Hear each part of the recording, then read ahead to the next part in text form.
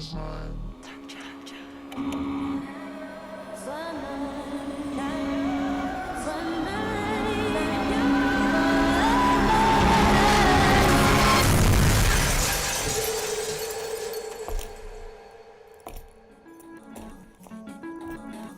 ready? I've been ready. What are we waiting for? That boy is mine. Are you ready? Creed. By overwhelming demand, the Summer of '99 tour returns. July 27th, FedEx Forum. With very special guest, Daughtry. And Mammoth. Tickets on sale now at livenation.com. Don't miss Creed with Daughtry and Mammoth. The Summer of '99 tour. The First Ladies of FedEx Forum, the Grizz Girls, are known across the NBA for setting the standard for professional dance and entertainment, and they are looking for dancers to join their team for the 2025-2026 season. With the chance to gain professional dance experience, collaborate with national and local artists, and connect with the Memphis community, auditioning for the Grizz Girls is an opportunity you do not want to miss. Come show up and show out at Open Call Auditions. Visit grizzlies.com/auditions now for more information. Kroger shoppers and Grizz fans, want exclusive last-minute discounted ticket deals texted straight to you during the Grizzlies 2024-2025 season? Sign up with the new Kroger Buzzer Beater deal. Fans can sign up by texting Grizz to 636-479 or visit your local Kroger store in the Delta Division and scan the QR code. By signing up, you agree to receive recurring automated promotional and personalized marketing text messages from the Memphis Grizzlies. Consent is not a condition of any purchase. Message frequency varies. Message and data rates may apply. Sonic Radio. Welcome back to Sonic RNDIO. That spells radio with me, the CIO. This just in, the new Sonic $1.99 menu lets you build a crave-worthy meal for just $1.99 an item. Whether that's a creamy shake, crispy tots, or a quarter-pound double cheeseburger. This just out. Ostriches. They're mean, not very cute, and in my opinion, way too big for a bird. Don't miss the Sonic Fun 99 menu. 5 items, always $1.99. Live free, eat Sonic. Tax not included. See menu for details. Tony Allen joining us. I believe Hey! Young TA with a fresh chop. That boy sliced today, boy. Oh. You say, that boy got the tape on the side? Okay, TA. Hey, and I like how you blurred out your background so we can't see that La Quinta this time. Can't see the hole in the wall, TA. Can't see the hole in the wall. The Chris Vernon Show, live on weekdays at noon on YouTube at Grind City Media and the official Grind City Media app. The Tigers are going to play in November in the Bahamas, the Baha Mar tournament, and the other teams expected to be there. Purdue, Wake Forest, and possibly Texas Tech. So Texas Tech's going to be good. Purdue's going to be good. If you don't have a roster that puts you in that same conversation, it could be a tough trip to the Bahamas. Yep. The Gary Parrish Show, live on weekdays at 10 a.m. on YouTube at Grind City Media and the official Grind City Media app. What can the Memphis Grizzlies learn from the Thunder Pacers NBA Finals Series? Your style of play is not something that you really have to change. Both of these teams love to play fast. Both these teams love to play really aggressively on the defensive side of the ball. Hey, Grizzlies fans, be sure to tune in to Grizzbeat, where the panel and I break down all things Grizzlies and take a look at the rest of the NBA as well. The show is live every Wednesday, 2 p.m. on YouTube at Grind City Media and the official Grind City Media app.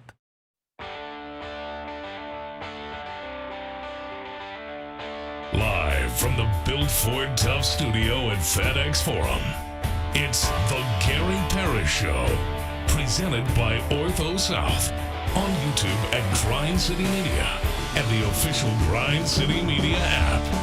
Now, here's your host, Gary Parrish.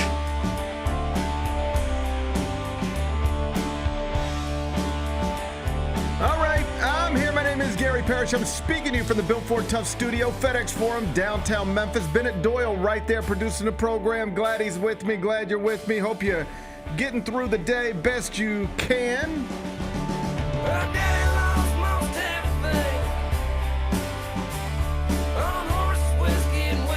And I hope you're ready for NBA free agency because it starts today at 5 p.m. Central. Will the Grizzlies create a headline by the time we go to sleep? We'll talk about it momentarily. First, though, quickly, let me set today's schedule for you in the next segment. About 20 minutes, Michael Eaves is going to join me. He, of course, is the host of SportsCenter for ESPN. I'll talk to him about a number of things, including the Knicks still looking for an NBA head coach.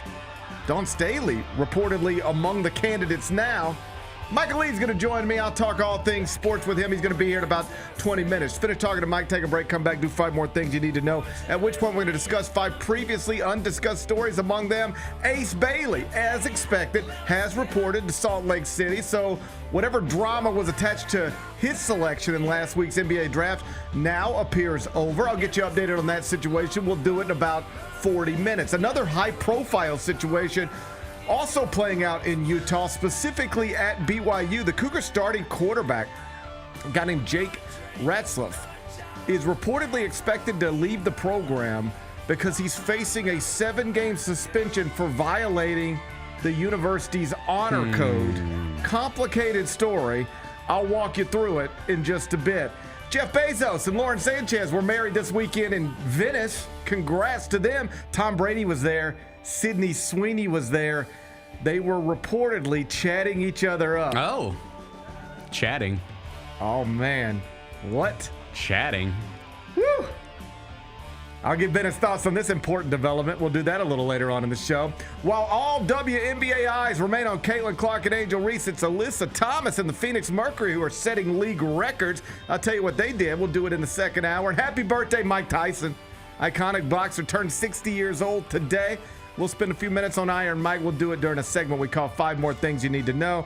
Then we'll eventually do GP's carry-out and call today. So that's the rundown. We got a lot to get to. But I did want to start with the NBA because today, June 30th, 2025, is a big day in the NBA because at 5 p.m. tonight, free agency officially begins. Big Bet Bennett, it's good to see you. Good to see you, man. Hope you had a wonderful weekend as we head into a holiday weekend. On a scale of 1 to 7, how excited are you for NBA free agency? I think I'll put it at about a 7.8. On a scale of 1 to 7, you're a 7.8. Oh, wait, I was thinking 1 to 10. I forgot we do scale Bennett, 1 to 7. We do scale of 1 to 7. We're trying to be innovative over here. Everybody loves to do a scale of 1 to 10. Put me at a... I decided I want to do a scale of 1 to 7 just to, mix it up a little bit. Put me at like a 5.7. What has you so excited?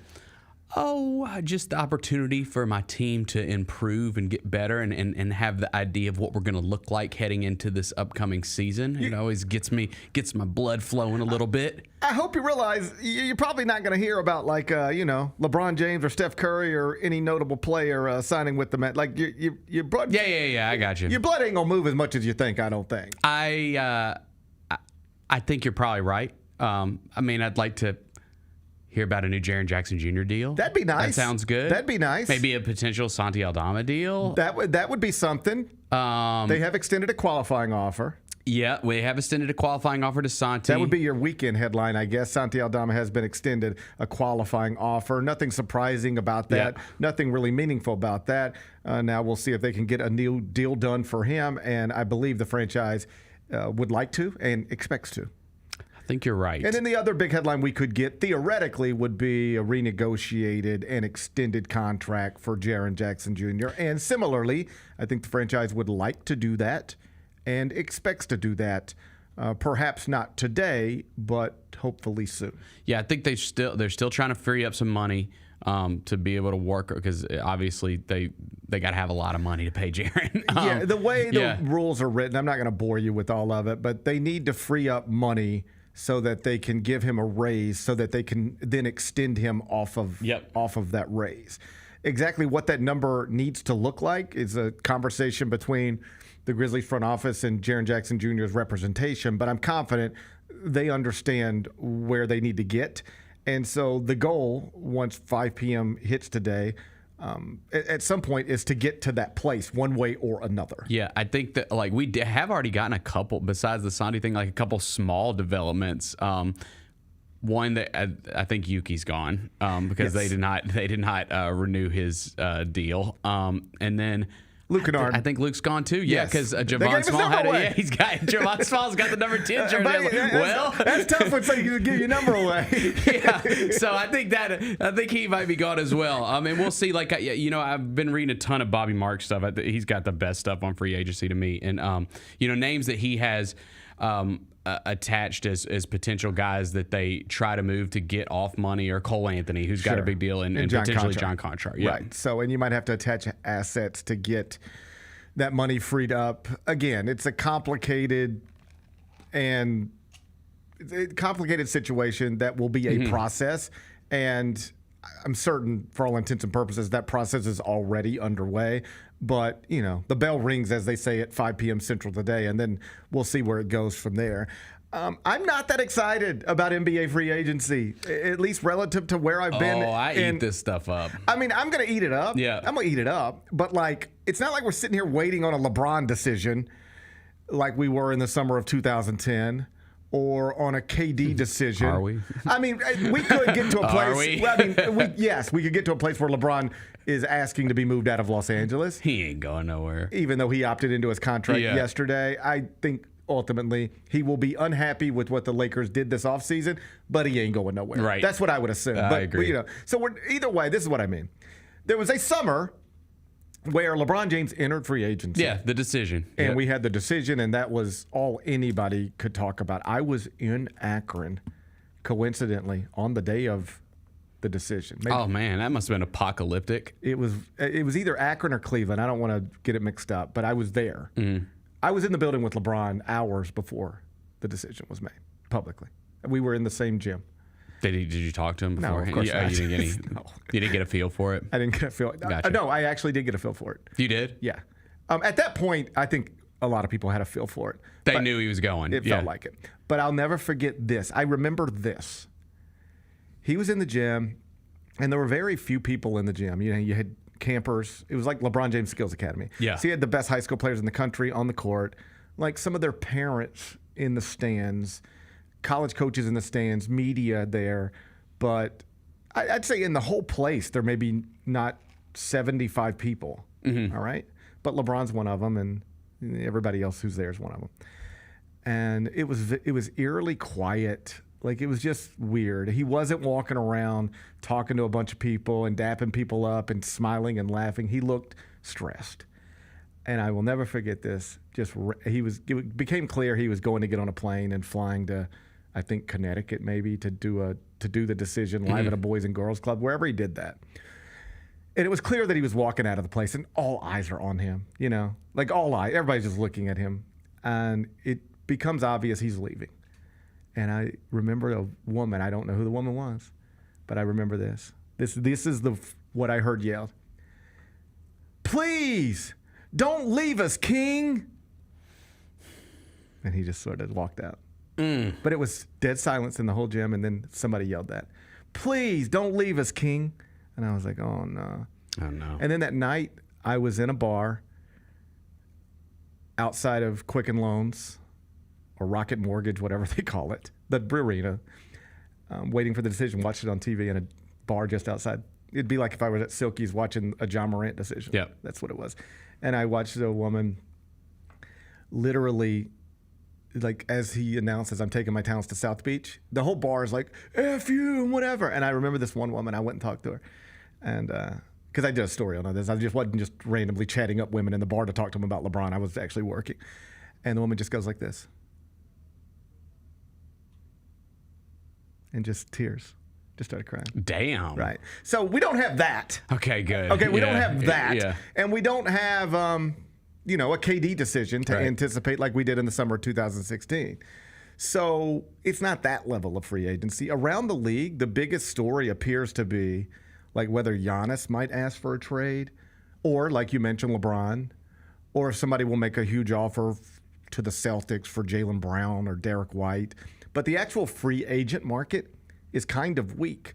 Like, do you realize, according to CBS Sports, the best free agent available right now is Miles Turner? That's where it starts. Like, we've had the summer of LeBron and the summer of KD.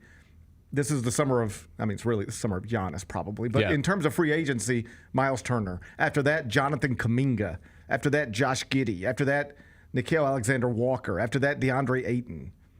If your plan is to build through free agency, this is not the summer to do it. Kyrie and KD ain't relocating this summer. And on that note, I mean, I guess KD is relocating, but you get the point. This isn't a big free agency summer. No. And on that note, I guess we can transition to like the Grizzlies, who have more or less made their plans pretty clear after selecting 3 players in last week's NBA draft. Chris Harrington had a nice piece, dailymemphian.com this weekend, touching on something we've talked about before, specifically how Zach Kleiman, Grizzlies general manager, has kind of laid things out if you just listen to what he says and also what he doesn't say when he talks. And this starts all the way back at exit interviews. If you remember the day after exit interviews, you and I, we came in here and discussed our main takeaways. Like, hey, so what'd you make of that? And I said it seemed, just based on context clues, that they would try to trade Desmond Bane. Like, you can go pull the tape, as they say. And that wasn't based on inside information. It wasn't based on something somebody told me in a hallway. It was based on what Zach said publicly into microphones. He said things like, we're not good enough. He said things like, we need to get uncomfortable. And then he also said things like, we're building around Ja Morant still, and getting Jaren's extension done is a priority. So if you're not good enough and you believe you need to get uncomfortable, but you're still determined to build around Ja Morant, still motivated to extend Jaren Jackson, what does that leave? Answer, trade Desmond Bane. So that's exactly what they did earlier this month. And at that time, I think it was fair to wonder, what happens next, and whether the Grizz would package resources, including possibly the 16th pick in the 2025 NBA draft, to bring in a veteran who could theoretically be the team's third best player next season. But based on what happened last week, seems clear the franchise has decided to aim bigger, even if it maybe lowers the ceiling some on next season. In other words, instead of using resources to add a veteran, they use resources to move up 5 spots last Wednesday and select Cedric Coward with the 11th overall pick. And then on Friday afternoon, Zach talked about it. And here's what he said. He said, if we're being honest with ourselves, we don't feel like we are one guy away from winning the championship next season. So with that in mind, when you were looking at the options and making this kind of a swing and pushing in assets out of the Bane trade, we would rather aim for what we hope would be higher. We see higher end outcomes of what this could be. The translation there is, we don't think we could make a deal for a veteran this offseason who could position us to win a championship. But we do think we could make a deal for a draft pick who could be the missing piece to a title contender in time. And his name is Cedric Coward. Now, whether they're right or not, we'll see. But that is the bet. Chet Holmgren was just a top 3 player on a title team in year 2 as a player at the age of 23. Cedric Coward will be 23, entering his 2nd season in the NBA. Can a 23-year-old Cedric Coward be for the Grizzlies, on some level, in year 2, what 23-year-old Chet Holmgren was for the Thunder in year 2? I don't know, but that is the bet. And it's a big bet to make. Yeah. And Zach has spent this offseason now making big bets. He's already made at least 2. And these are career-defining bets. It is not obvious to everybody that you should have or needed to trade Desmond Bane. But they did that. And you can think whatever you want about Desmond Bane or the value of roster flexibility and positional flexibility, but most people will tell you, you take Desmond Bane off the roster, your team does not get better. No doubt. Okay? Your team doesn't get better. And you replace Desmond Bane with, sure, a veteran who has accomplished some nice things in the NBA, and I guess a rookie who played 6 games at Washington State on some level, But most people don't think that makes your team better for next season. And I don't even think Zach Kleiman would try to tell you he believes it makes your team better for next season. What he is telling you and showing you is that we believe this is our best path forward from this point to try to get back in a position where we actually think we are good enough. I told you after the season was over, we're not good enough. How do we get back to believing we are good enough? We think this is the best path. Yeah, we could have added a veteran. We could have added a veteran and possibly improved our position in the Western Conference for the 2025-26 season. Or we could have just kept Desmond Bane. But we think there's a ceiling on that doesn't exist necessarily with what we did last Wednesday. You are betting on Cedric Coward to become really good pretty quickly. Really good pretty quickly. If he can, this is going to be looked at favorably and perhaps take the franchise to a place it's never been. If it doesn't work out that way, then it's a mistake. It's a mistake. They paid a big price to go up and get Cedric Coward. You have to hit on this one. You have to hit on this one. For sure. I want to be very clear. I like it. Oh, I do too. I'm very excited about it, especially after hearing those three guys in their press conference on Friday. It got me very excited. Two of those guys probably should not matter long term if we're being honest. I hope they do, but they probably shouldn't. Yep. But the one guy's got to matter. Yes. He has to matter. I want to be clear. I am in favor of all of this. You put that deal on the table for Desmond Bane, I'm approving it every time. And though I think reasonable minds could differ what you do from that point, I don't mind taking a big swing on Cedric Coward, in part because I believe in Cedric Coward. I believe in him the way they believe in him. I believe in him the way other people believe in him. But we've all been wrong before. We've all been wrong before. We just can't be wrong about this. That's right. It's too important. Yep. This is a big, big thing. I don't even know if Cedric Coward understands how much has been placed upon him. But an entire franchise really did, just on some level, place its future in the hands of, John Morant and Jaren Jackson Jr., but none of this is good if you do not meet expectations. Well, I like that you threw in the caveat of year 1 to year 2 with Cedric Coward, because I think rookie year being come on, dude, we need all NBA level. That's crazy. If you're expecting a rookie to come in and do that, you're setting the bar way too high, unless his name's maybe Cooper Flag. Right. But you do need him to do that pretty quickly. You need to see the leap. You need to say, man, this guy is really maybe at the age of 23 a top 3 player on a really good team in the NBA. You need to be able to say that by, I think, year 2. I'm with you. You need to be able to say that. I hope that they can. Michael Eaves up next.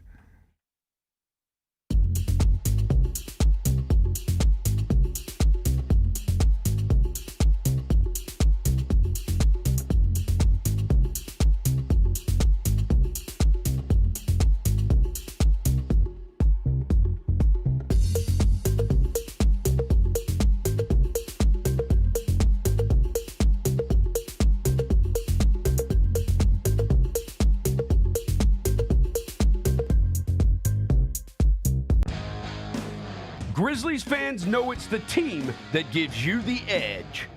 Big River Steel does too. And much like the Grizzlies have recruited legendary talent, we want you to be part of our team. Are you ready to be part of something legendary? Then visit www.bigriversteel.com. That's www.bigriversteel.com.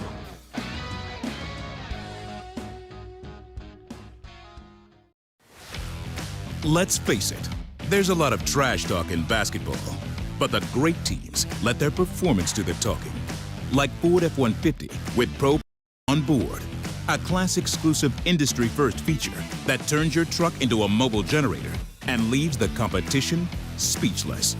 Ford F-150, official truck of the Grizzlies. Greatness starts here at your Mid-South Ford dealer. Class is full-size pickups under 8,500 pounds, GVWR. 1, 2, 3.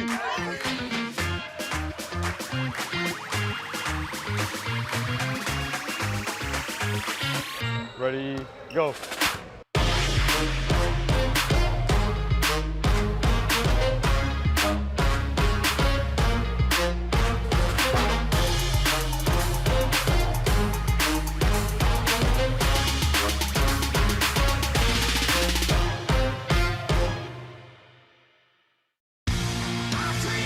Shinedown. Dance Kid Dance Tour. Live in Memphis. FedEx Forum Saturday, August 30th. With special guests, Bush and Morgan Wade. Get tickets now at livenation.com.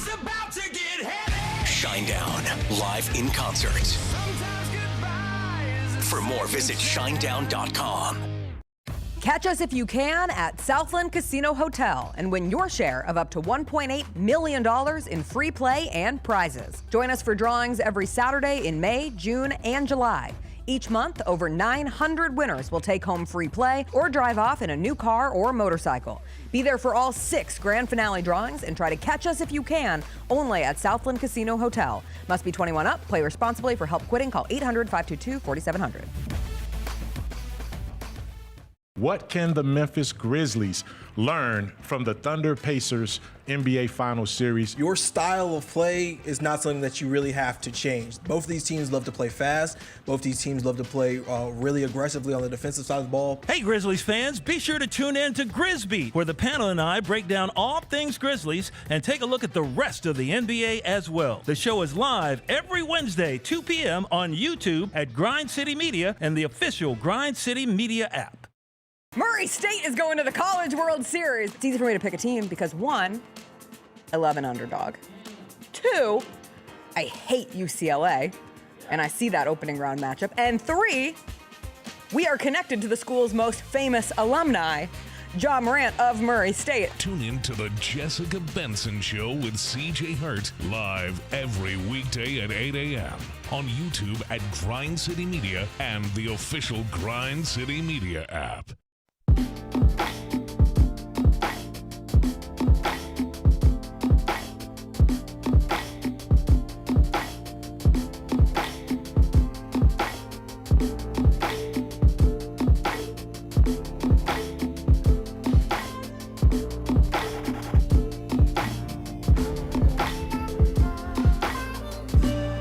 Welcome back, Gary Parrish Show, presented by Ortho South. I'm inside the Built Ford Tough studio, and on Mondays in the second segment, I'm joined by Michael Eaves, who, of course, among other things, hosts SportsCenter for ESPN. He was at UFC 317 this weekend in Las Vegas. He joins me now. Michael Eaves, how are you on this Monday morning? I'm good, man. What's cracking? Everything's good in my world. I want to take you back to this weekend because I mentioned you're at UFC 317, and that is the launch of 50 States in 50 Days that SportsCenter is doing, where you and your colleagues are going to literally, one of you at least, touch foot in every state in the United States. And Nevada is always a good place to start it. So let's first focus on UFC 317. I have never been to a UFC event. I don't even really follow the sport. I'll buy them sometimes when like a Conor McGregor was involved, or anytime I felt like the whole world's going to be watching this, I should too. But it feels like one of those things I'm detached from, but is becoming like the biggest thing in the world. Catch me up on what I'm missing by not being a UFC fan. Well, the cool thing about UFC and their big events, they have 14 pay-per-view events a year.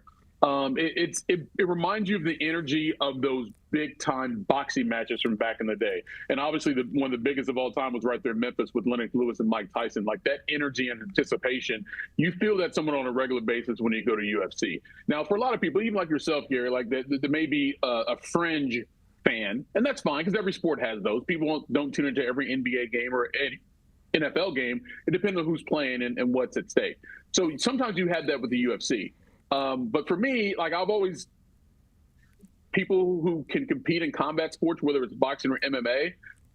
And so I enjoy some of the other aspects of it that the average fan wouldn't enjoy, right? But I also wouldn't say that I'm a complete expert on it as well. I've learned a lot, obviously, through the years working with some of the greatest of all time and guys and former champions.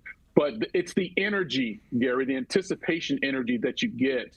And then you never know what's going to happen. As a matter of fact, we had one fight on the pay-per-view card last night. Guy gets knocked down with like 10 seconds to go in the bout, right? Like that one punch, that one kick, or even a submission can come out of nowhere. And that to me is the anticipation interest in combat sports specifically. You just never know to the final second. Let's circle back to 50 states in 50 days. Again, SportsCenter going to originate from all 50 states, including Mississippi, including Tennessee. You're going to get to go back to your home state of Kentucky and host SportsCenter from Louisville.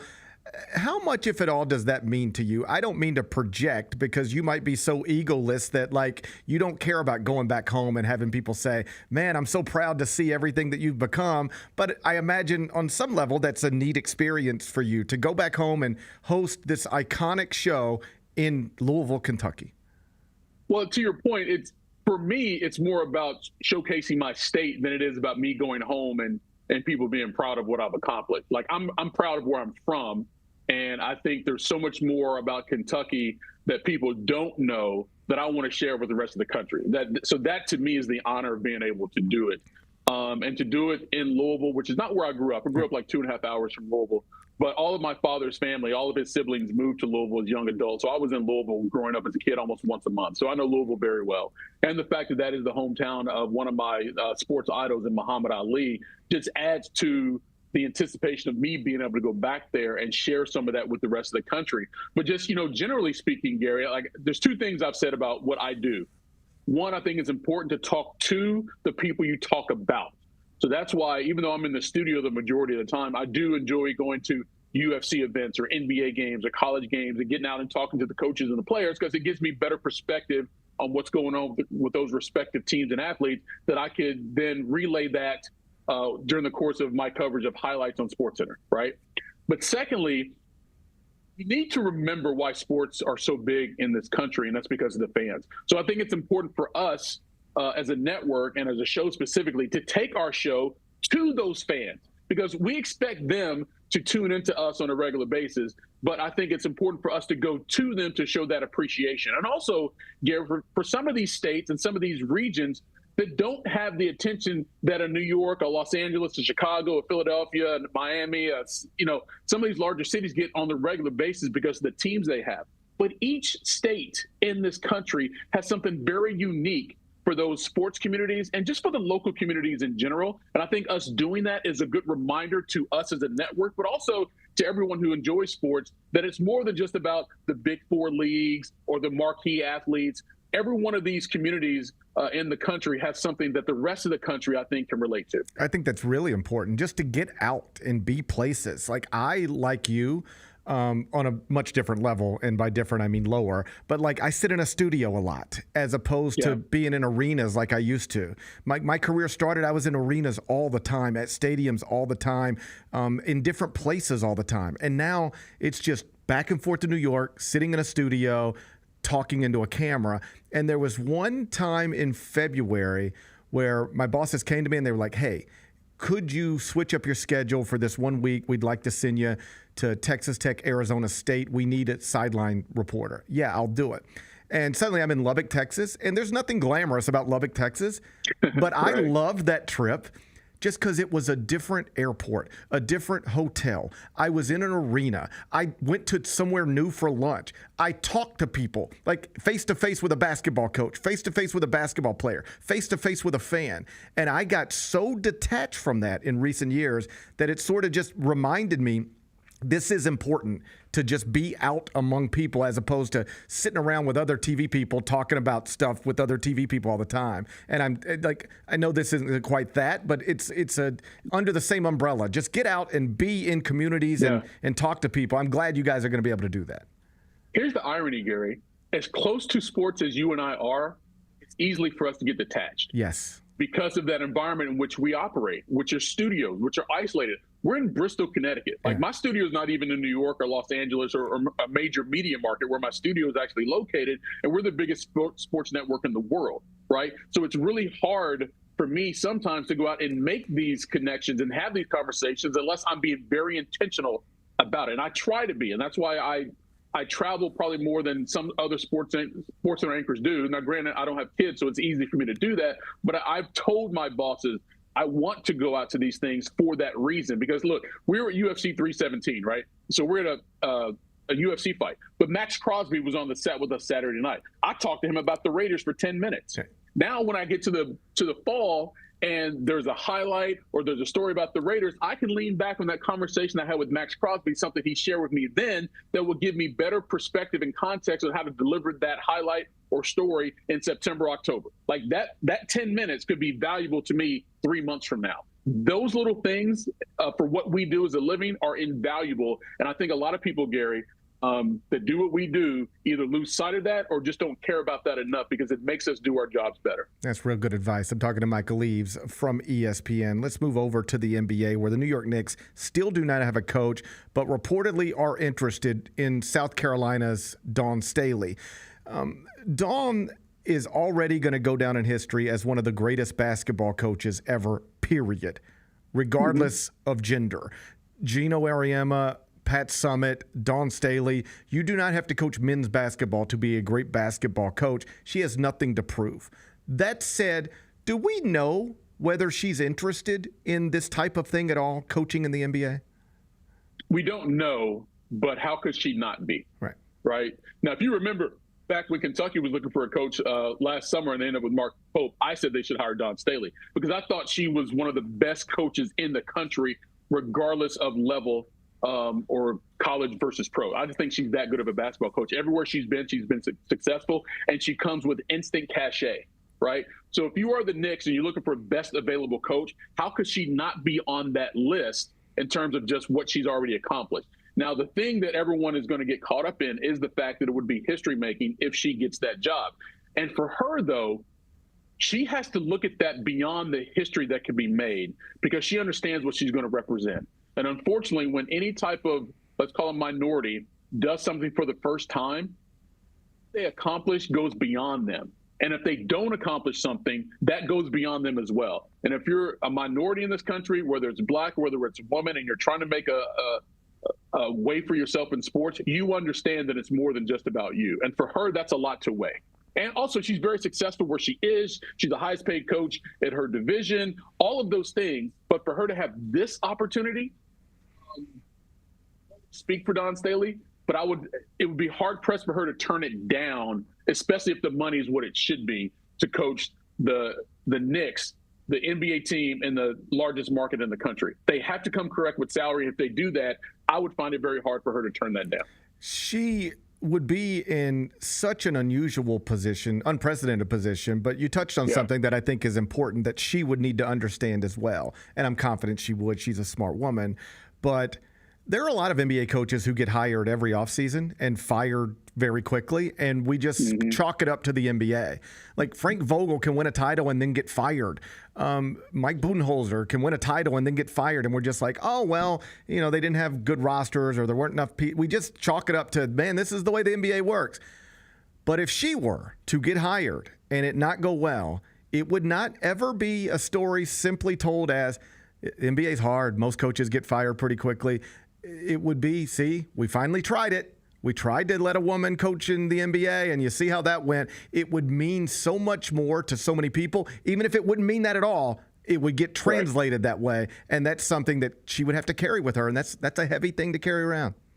And it's a ridiculous thing to carry around, quite honestly. But that is the reality. But again, at some point, we as a society have to get past these old judgments and tropes that get added to people as some indication of who they are and what their value is, right? John Thompson said this decades ago when it came to black coaches getting opportunities. He said, I just want the same opportunity to fail as white coaches get. Right. And that's all you're asking for. And Dawn Staley should have that same opportunity. Look at some of the coaches that are leading teams in the NBA right now. The average fan has no idea who they are or where they came from, right? Look at who just won the championship for the Thunder. No one knew that man's name prior to this year for the most part in terms of the average NBA fan. They didn't know Mark Daggett. They didn't know who he was. They sure as hell don't know where he came from and what his coaching legacy was. You know who Dawn Staley is. You know what her basketball legacy is. You know she's a Hall of Famer, right? So how could she not get an opportunity? And if she does get an opportunity and it doesn't go well, all of a sudden that's a of how poorly all women would do in that situation. That's a farce, absolute farce. Now, if I'm Dawn Staley, maybe the number one thing I would be concerned about as it relates to me personally is what happened to the coach that just lost this job, right? So if I go there, she has to not just succeed, Gary, she has to win a championship, right? She can't just go there and have back-to-back 50-win seasons and make it to the Eastern Conference Finals. She has to go to New York and lead this team to something that is not accomplished since 1973, right? That's a lot of pressure to keep your job and to get another contract. So from her personally, I can see why she would turn it down because of the organization, but as an opportunity to be a history maker, again, how can she say no? The other thing I've read or heard in recent days as this story materializes is, well, how will the players respond to her? And they don't really mean her. They just mean a woman. How will they respond to a woman coach? And to me, that is an insult to the men almost. It's to assume that they wouldn't respond or respect somebody who is an undeniable, brilliant basketball mind. I just think we live in a world in 2025 where women are running some of the biggest things in this world, and it seems to go fine. Like it reminds me a little bit of the conversations we used to always hear about. If you ever have an openly gay man in a football locker room or a basketball locker room, how is that going to go? And then people would talk about it for 7 hours.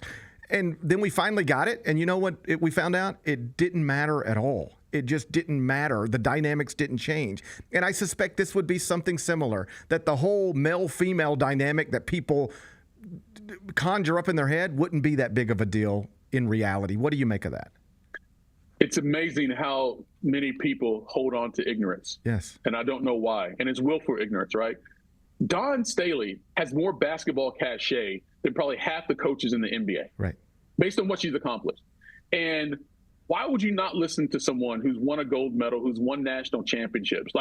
Then you are just an idiot. Right. You're not listening to her. And again, I'm comparing some of these current NBA coaches. If Mark Daigneault and Dawn Staley walk into a gym, the country, it's going to get recognized more. Yeah.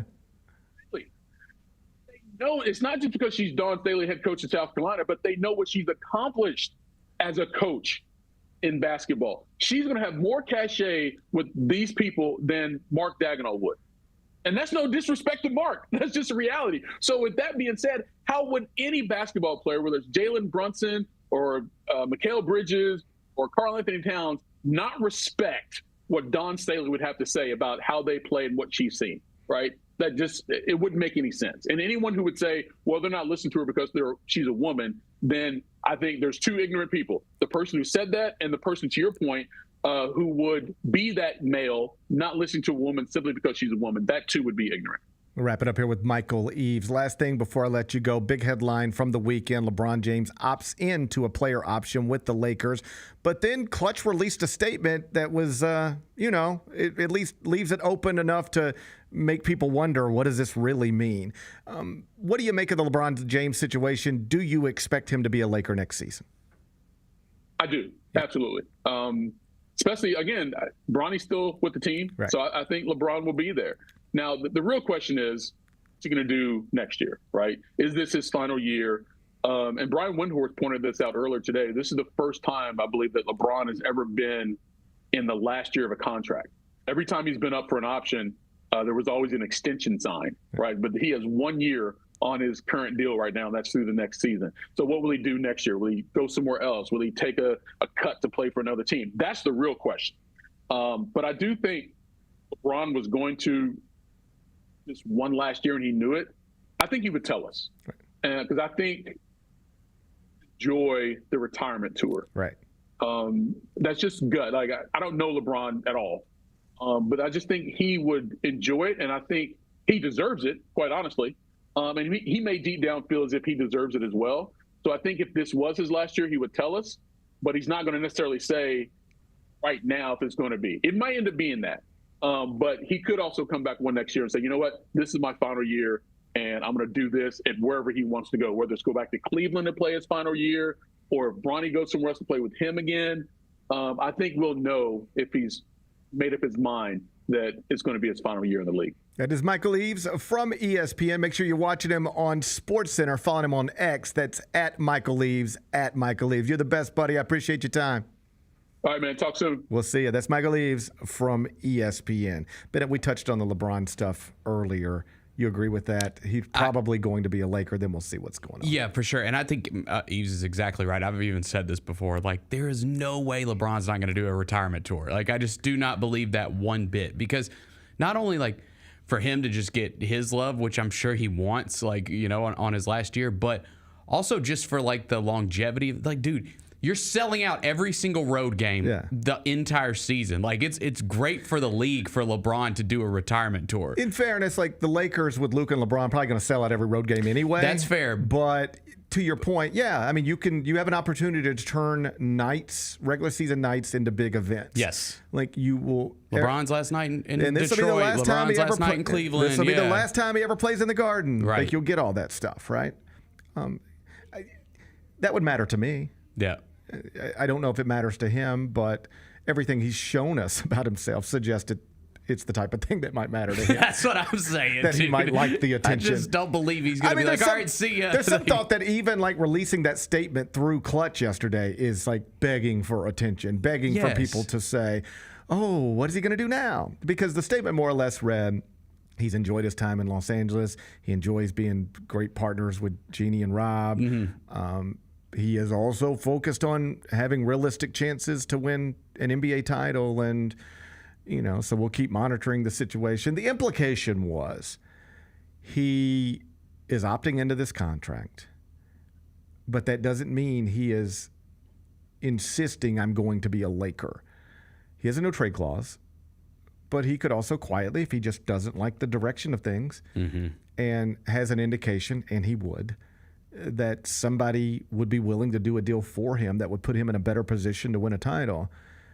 He has the power, as LeBron James, to go to the Lakers and say, I want this done. Like, he had the power to get his son drafted and signed to a real NBA contract. He has the power to do that too. And within hours of him opting into this contract, I read two different stories. One about why he should request a trade to Cleveland and why Cleveland should maybe do it. And another one about why he should request a trade to Denver and why Denver should probably do it. So this is going to be out there until it's not. But my assumption would be he's frustrated, doesn't feel like they've done enough to put him in position to win a title, but that he'll just be a frustrated Laker playing with Luka and his son and whatever else they can get there to put them in the best position possible to not jump Oklahoma City in the Western Conference. That's silly. But this is the same thing we're talking about with the Grizzlies and anybody else. Yeah. Get yourself as good as you can get yourself to where you think if something goes our way, we can take advantage of it. Like, if we are in a 7-game series with the Thunder and Shai Gilgeous-Alexander and or Jalen Williams and or Chet Holmgren go down, are we good enough to take advantage of that? Some franchises aren't. Like, Shai could go down and they'd still beat you. Right. All right? The goal should be get in a position where if they're not at full strength, we can have a realistic shot at them. I think LeBron will be frustrated that he doesn't believe in his mind the Lakers have gotten that organization to as good of a place it could have gotten itself to, but he will weigh that against everything else. And everything else requires him to move away from home, to try to get Bronny put into a deal, to any team that's going to trade for you is going to have to give up real pieces to get you. If you really just want to maximize your championship window, you know what you do. You opt out of the deal. And you just announce to the world, I'll play for a veteran minimum. And you go wherever you want to go. So that's clear. Like, he's motivated by championships, but it's not the most important thing, clearly, because money might be the most important thing. Being in Southern California might be the most important thing. Being with Bronny might be the most important thing. Being in your home with your wife and other kids might be the most important thing. But like, if just winning a championship was the most important thing, there's another way you could go about doing this. Yeah, and I think too, him putting that quote out there, it also doing it on the dawn of free agency, like the night before that you put that out there that he wants to win now, but like go get me a center, right? Here's go get me a center. And here's what I believe. Yes, he is in the ways that he can, putting public pressure on them to do the best they can from this point forward. And then he'll say, I don't love it, but I guess this is where I'm going to end my career. Do you see the audio leaked of him at a dinner too? Yeah, with his wife? Yes, I did. Where he is on tape saying, Savannah wants me to retire in the next year or so. Which shouldn't be that big of a surprise. I mean, he should be retiring in the next year or two. You would think so. I mean, like, yeah. But let's see how he plays this year. I mean, it's nothing suggests he's like close to the end. Other than his birth certificate. The birth certificate suggested. His birth certificate suggests he's near the end. When he is operating at a high level, he is still one of the best players in the world. Yeah. He just is, which is wild. Perhaps the greatest thing about his legacy is that he can still be one of the best players in the world at this age. Like, there's a million different ways to describe him. One way is this. At one point in his life, he was the best young player in the world. And at another point in his life, he's the best old player in the world. Like, that's amazing. Yeah. Think about that. Pretty cool. To be the best young player in the world. And one day you're the best teenager in the world. Another day, you're the best 40-year-old in the world. Like, that's crazy. That is not normal. Like, if you're starting GOAT debates, and we're not, I promise, but like, you get to that stuff pretty quickly. Yeah, sure. The longevity of it all. You'll never be able to match titles with the other people in that GOAT conversation, I don't think.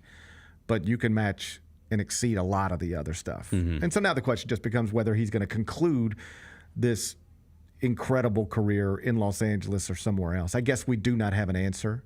But my guess would be he will be frustrated. All of the things that he sometimes is, but be in a Lakers uniform on opening night. And whether it's 1 year, 2 years, 3 years left, my guess is he will continue to operate at a high level. I don't think we'll just see him diminish into a nothing player. Yeah, I think he'll stop at that. Like, he'll stop before you see I think he'll get to a point where he can't stay healthy. Yeah. And it'll just be a little lingering this and lingering that, and he tweaks something, and it's 6 more weeks, and it's just like, this is not, all right, my body's not allowing me to do this anymore. I think that's the way it goes. I don't think it'll be a devastating career-ending injury. I think it'll just be, you're an older man for this sport, and we're playing more possessions than ever, tempo, and now your body's starting to just give you problems that remarkably it never really did throughout much of your career, but now it's starting to catch up with you. I bet you that's how it ends, but who knows? Yeah. Who knows? We come back. Ace Bailey has reported for duty in Salt Lake City. All the talk about how he might not seems to be over. What changed? Nothing other than reality set in. We'll dive into that story next. Gary Parrish Show, presented by Ortho South.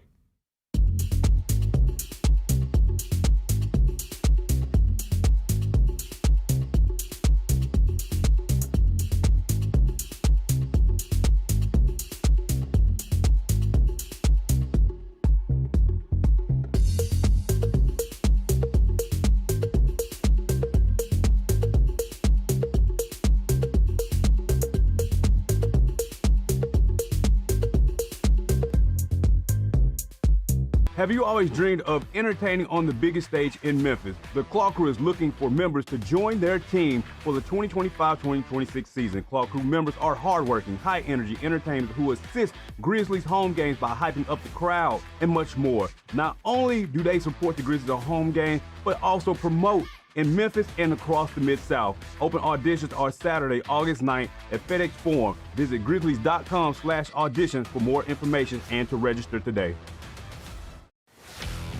Let's face it, there's a lot of trash talk in basketball, but the great teams let their performance do the talking. Like Ford F-150 with Pro Power on board, a class-exclusive industry-first feature that turns your truck into a mobile generator and leaves the competition speechless. Ford F-150, official truck of the Grizzlies. Greatness starts here at your Mid-South Ford dealer. Class is full-size pickups under 8,500 pounds, GVWR. 1, 2, 3.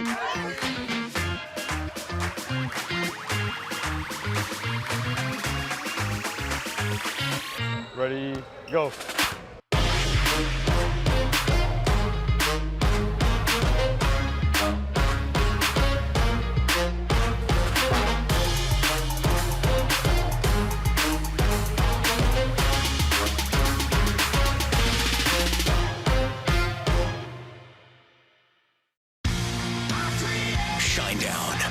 Dance Kid Dance Tour. Live in Memphis. FedEx Forum, Saturday, August 30th. With special guests, Bush and Morgan Wade. Get tickets now at livenation.com.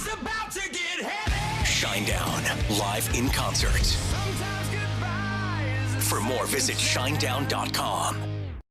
Catch us if you can at Southland Casino Hotel and win your share of up to $1.8 million in free play and prizes. Join us for drawings every Saturday in May, June, and July. Each month, over 900 winners will take home free play or drive off in a new car or motorcycle.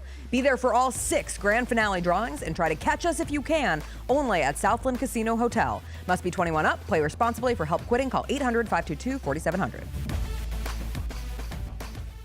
You get to the main event, and you hear the crowd. There's some rumblings in the crowd. Here we go. They say, "We want truth." I love how John Cena said when they were chanting, "We want truth." You can't handle the truth. There you go. I loved it. He takes the knee off, boom. Takes the mask off, boom. And it's our freaking truth. God, man, he cost John Cena the match. Tune in to Grind City Wrestling weekly on the Grind City Media app and on the Grind City Media YouTube channel. Murray State is going to the College World Series. It's easy for me to pick a team because 1, I love an underdog. 2, I hate UCLA, and I see that opening round matchup. And 3, we are connected to the school's most famous alumni, John Morant of Murray State. Tune in to the Jessica Benson Show with CJ Hurt, live every weekday at 8 a.m. on YouTube at Grind City Media and the official Grind City Media app.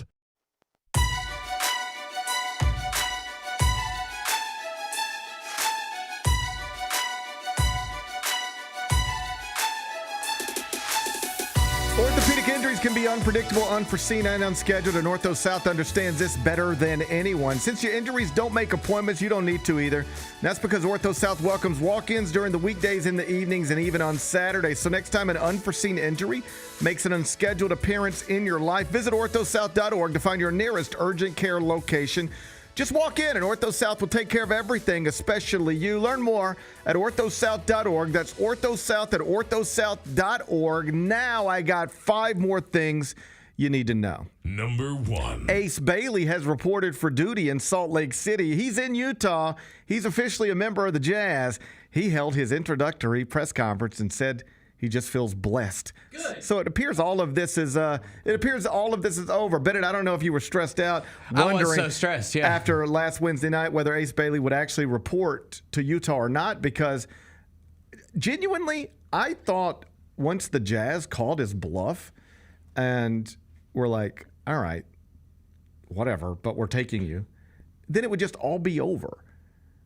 But then I woke up on Thursday, and there's like Brian Windhorst on TV, I know. and he's It's like, a standoff. He's like, the Jazz haven't really talked to him. Yeah. Like they just took him. But like the idea that they got on FaceTime and spent 45 minutes together last night, or they got a plane sent to New York to get him, we're not there yet. And they don't know when he's coming or if he's coming. And I'm like, well, what? And then his agent jumped on social media. Do you see that? Well, that was the funniest thing of it all to me, was that it came out pretty. When this all started getting really weird, it started to come out. Hey, that Omar dude's not really my agent. It's this guy. This is the crisis. Like, yeah, the dude coming in doing crisis work is the real agent, right? So for reasons that I'm sure make sense to some people, but will never make sense to me, Ace Bailey, a young man who could reasonably earn hundreds of millions of dollars in his career playing basketball, decided to place that career in the hands of an inexperienced ex-convict. All right? I don't want to judge a man on his past. Sure, fair enough. He's paid his debt to society. That's right. Perhaps Omar Cooper found his way. But just broadly speaking, I would not want to, if my career were worth hundreds of millions of dollars, place it in the hands of an inexperienced, non-certified agent who is also an ex-convict. I think that's reasonable. I wouldn't even put my actual career, which is nothing close to Ace Bailey's career. Mm-hmm. I wouldn't even put my career in Omar Cooper's hands. Like if Omar Cooper reached out to me and was like, GP, I got Ace Bailey, and the other person in basketball I would like to represent is you. Would you come with me? I'd be like, I'm flattered, but this seems crazy. I can't do it. I'm going to stick with people who have experience doing this. And I'm not Ace Bailey, all right? So this is bananas. So you wake up on Thursday and Brian Windhorst is like, the Jazz took him. Like, that's a fact. But they ain't really talked to him, and they don't have a plane sent. Like, you know, the Mavericks sent a plane for Cooper Flagg. The Spurs sent a plane for Dylan Harper. Like, there's all these private jets at Teterboro waiting on the Cooper Flaggs and the Dylan Harpers and the VJ Edgecombe. But there ain't no plane waiting on Ace Bailey. They haven't talked like that yet.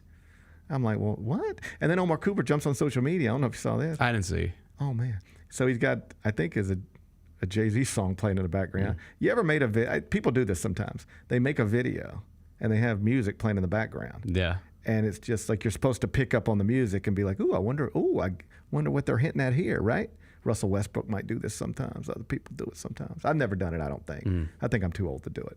But maybe. I don't know. You know, it's July 4th.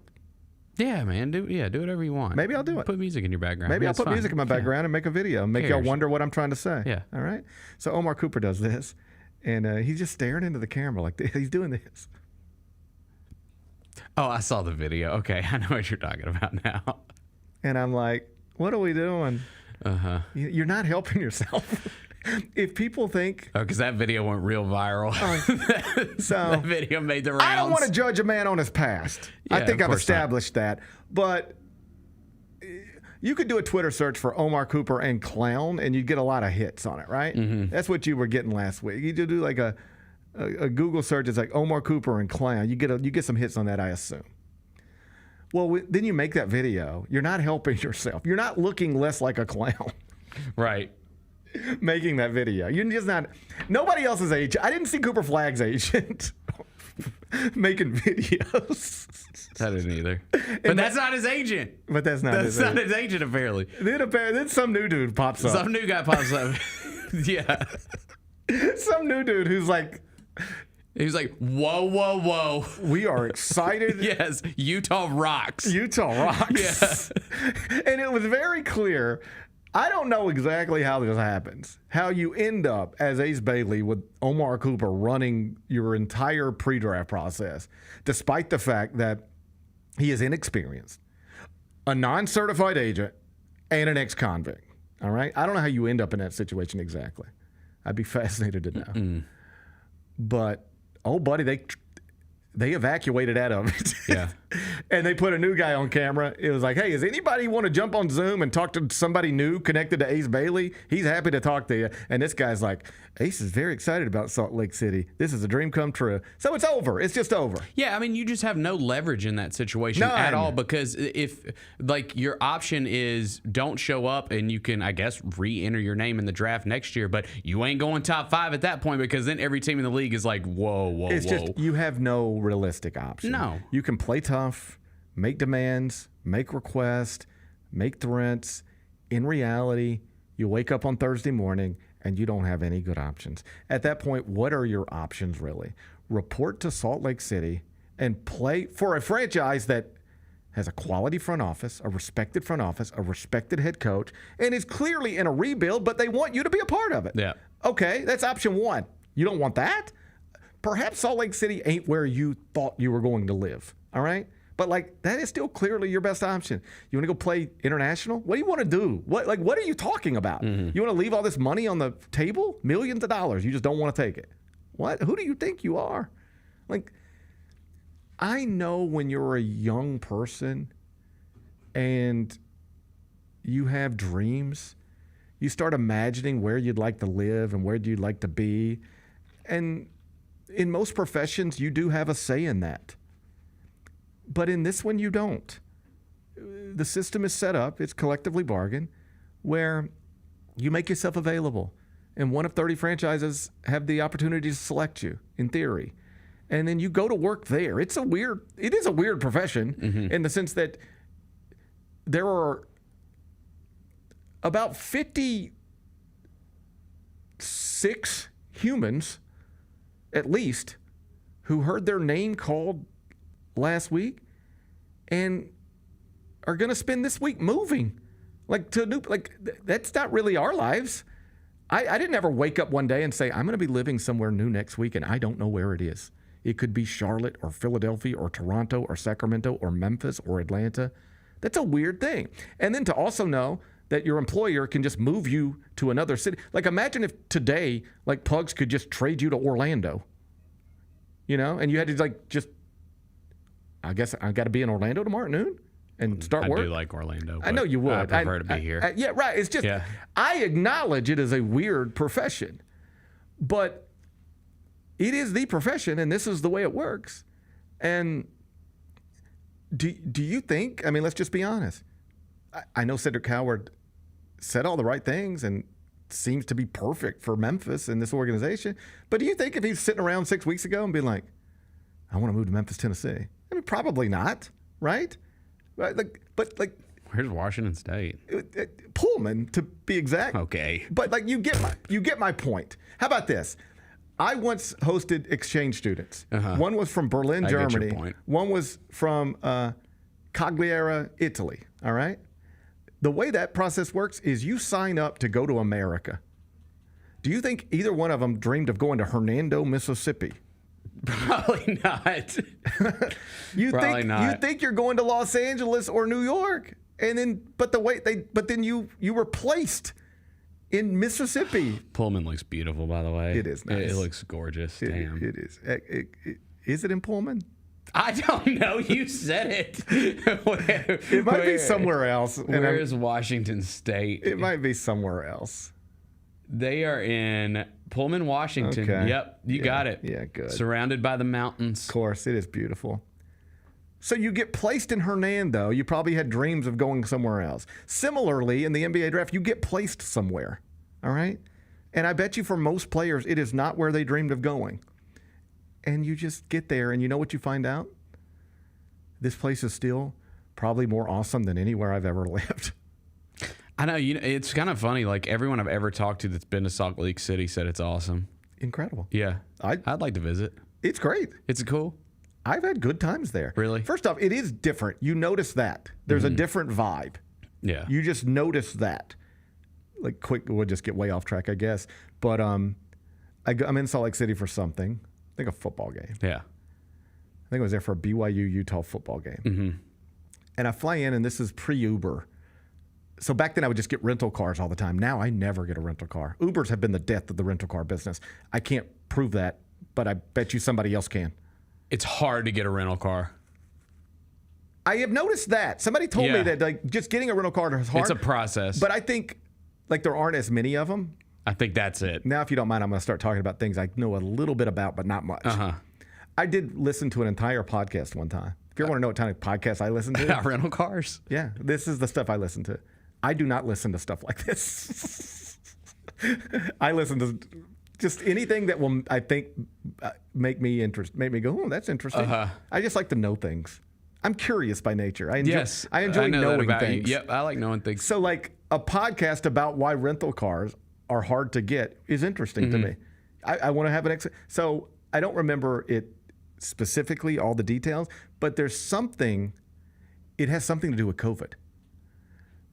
During COVID, maybe people stopped buying cars. The demand was way down, probably. So then people stopped trading in cars, and those previous trade-ins, there's a whole cycle, a chain.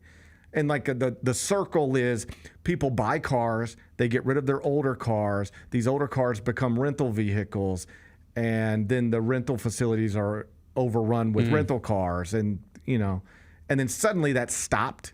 And rental facilities didn't have access to as many vehicles as they normally would. And it has subsequently made it harder to get a rental car. I think some of that's true, all right?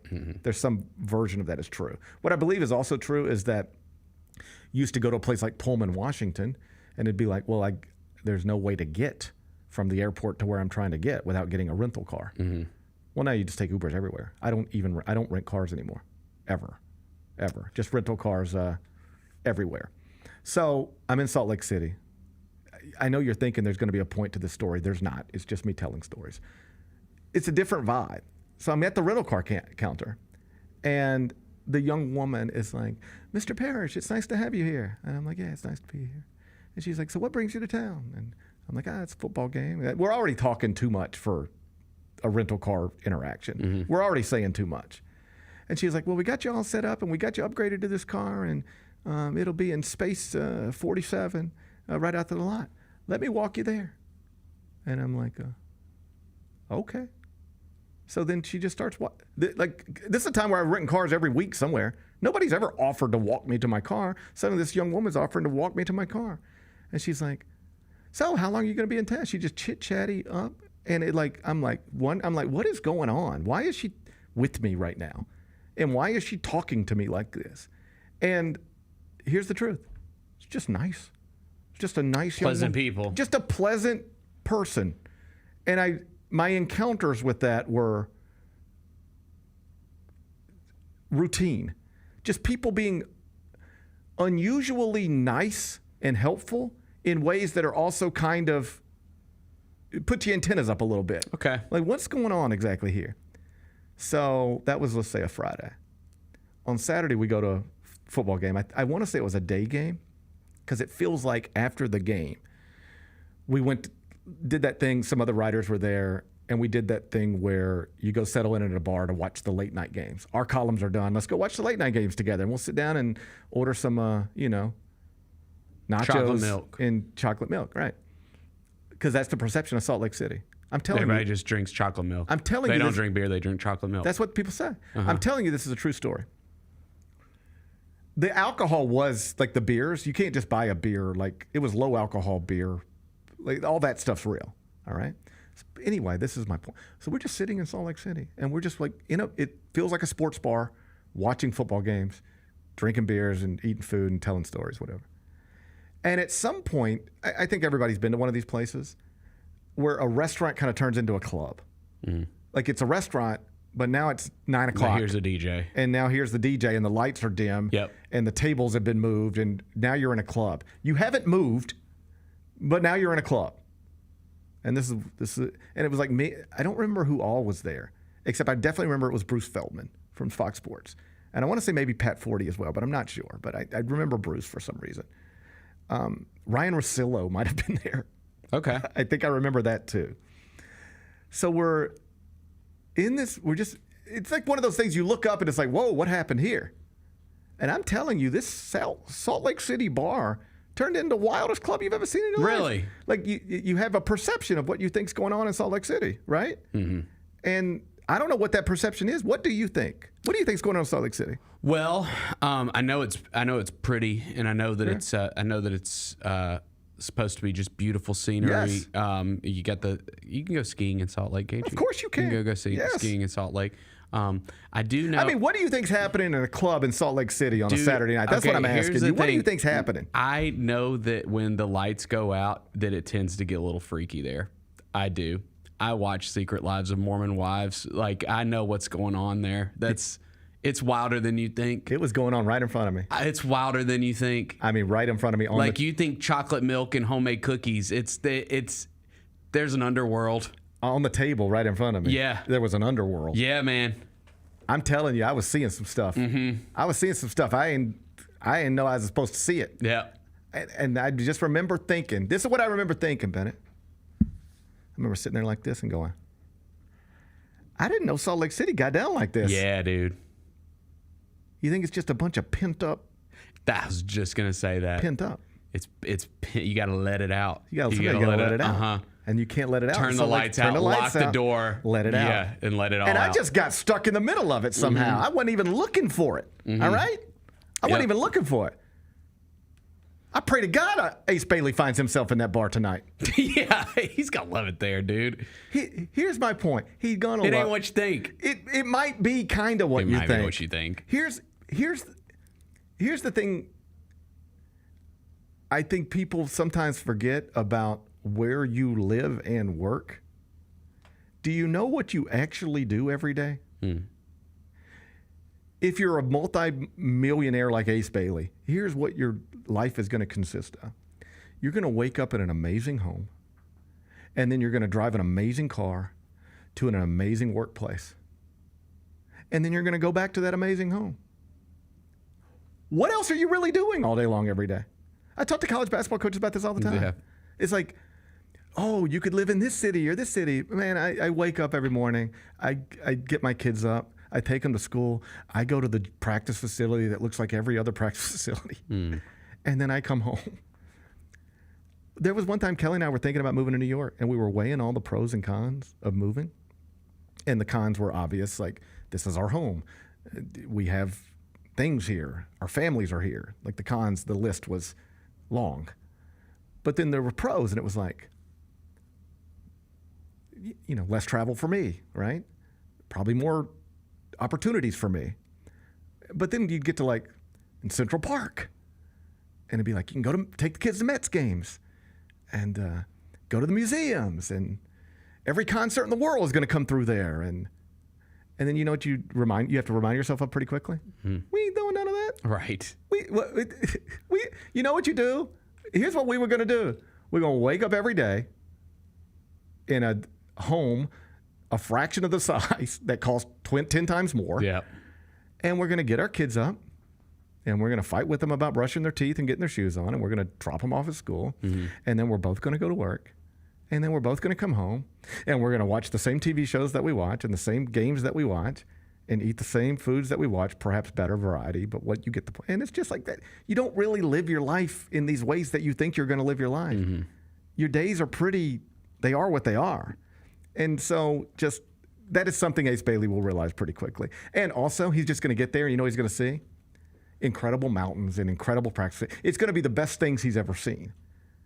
And it'll be amazing.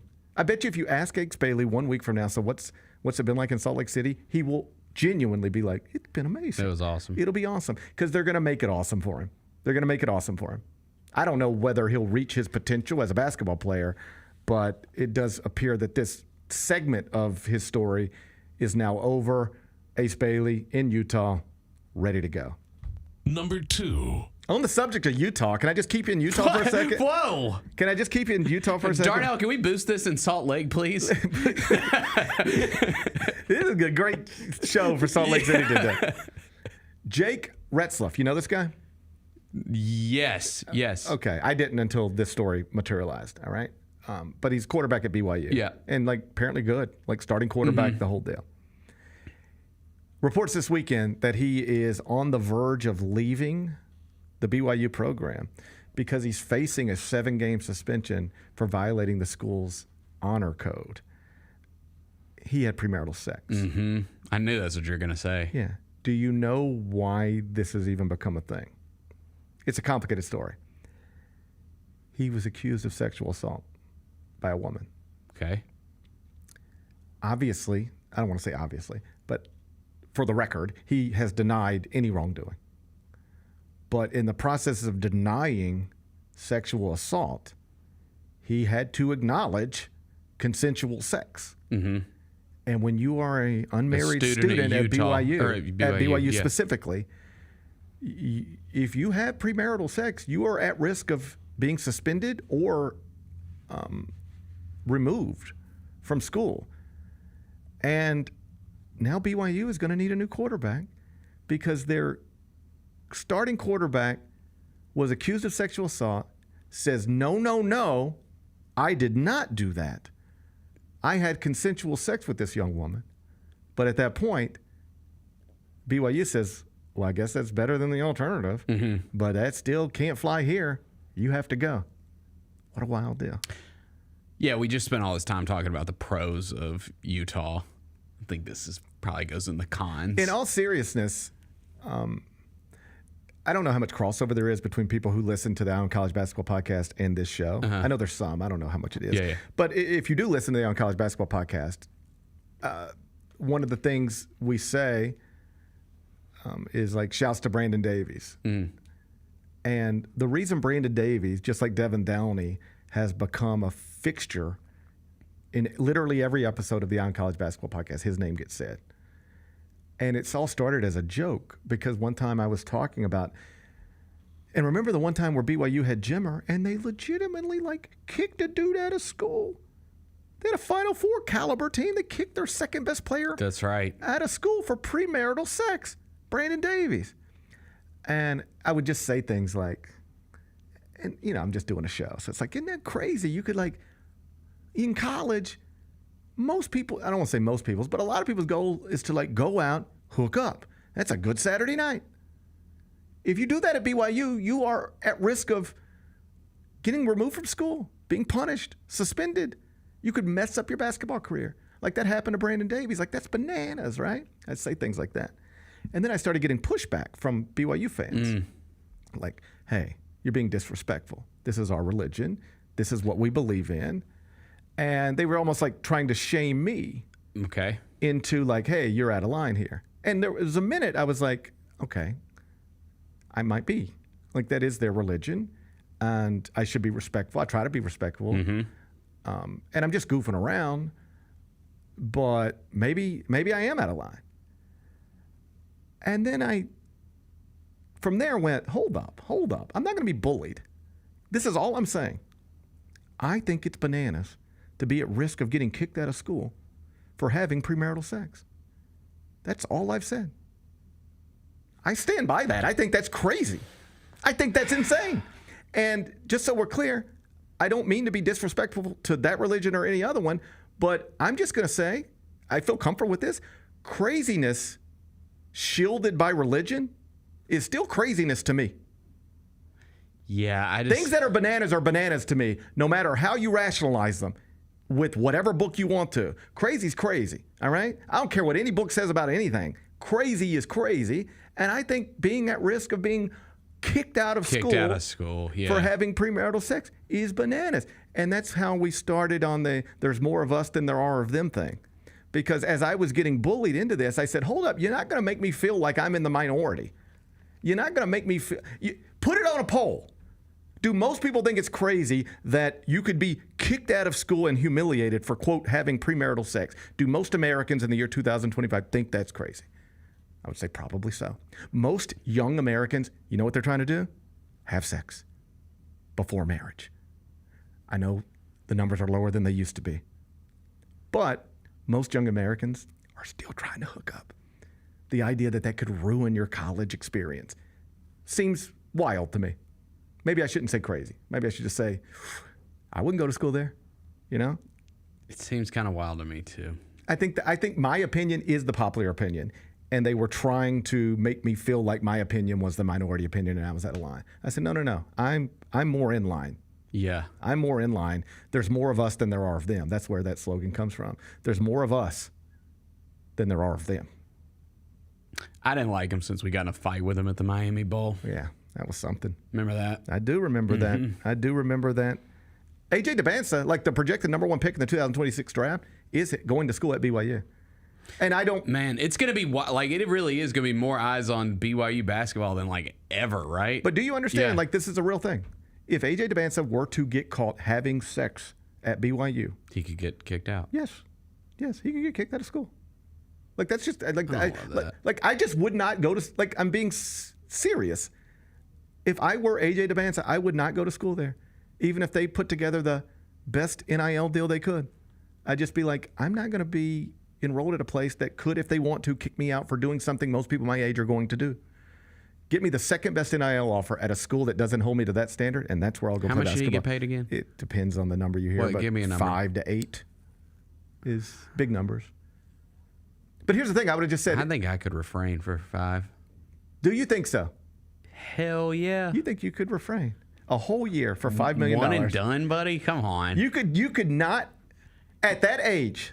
I'm not talking about your old bearded self. No, I got you. I'm talking about young Bennett who's trying to get after it, when you still have passions and stuff. What did that fist mean? You still, what? What does that mean? It just means... You brought your fist out of nowhere. What do you do with that fist? I still have passion. Okay. I didn't mean to question your passion. I still have passion. I didn't mean to question your passion. I'm a passionate person. That's on me. I didn't mean to question your passion. A whole year. For $5 million? Yeah, make it 2. Come on. What are you talking about? You could do 2 years. For $5 million? Yes. Wow, Bennett.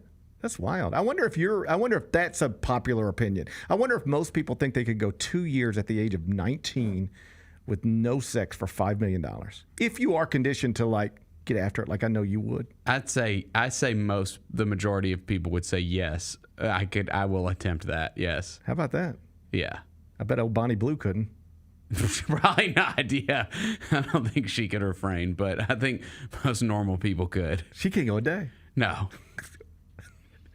She'd be hanging out with them Mormon wives too much. Bonnie Blue is wild, man. Bonnie Blue's wild. We got to get her. You ever watch Secret Lives of Mormon Wives? No, but Secret Lives of Mormon Wives? I can't. I can't. It's good. I know. I'm sure it's awesome. I can't. I already feel terrible enough about myself. You know, when I'm watching wrestling and stuff, I already feel like I'm just really wasting my life consuming this stuff.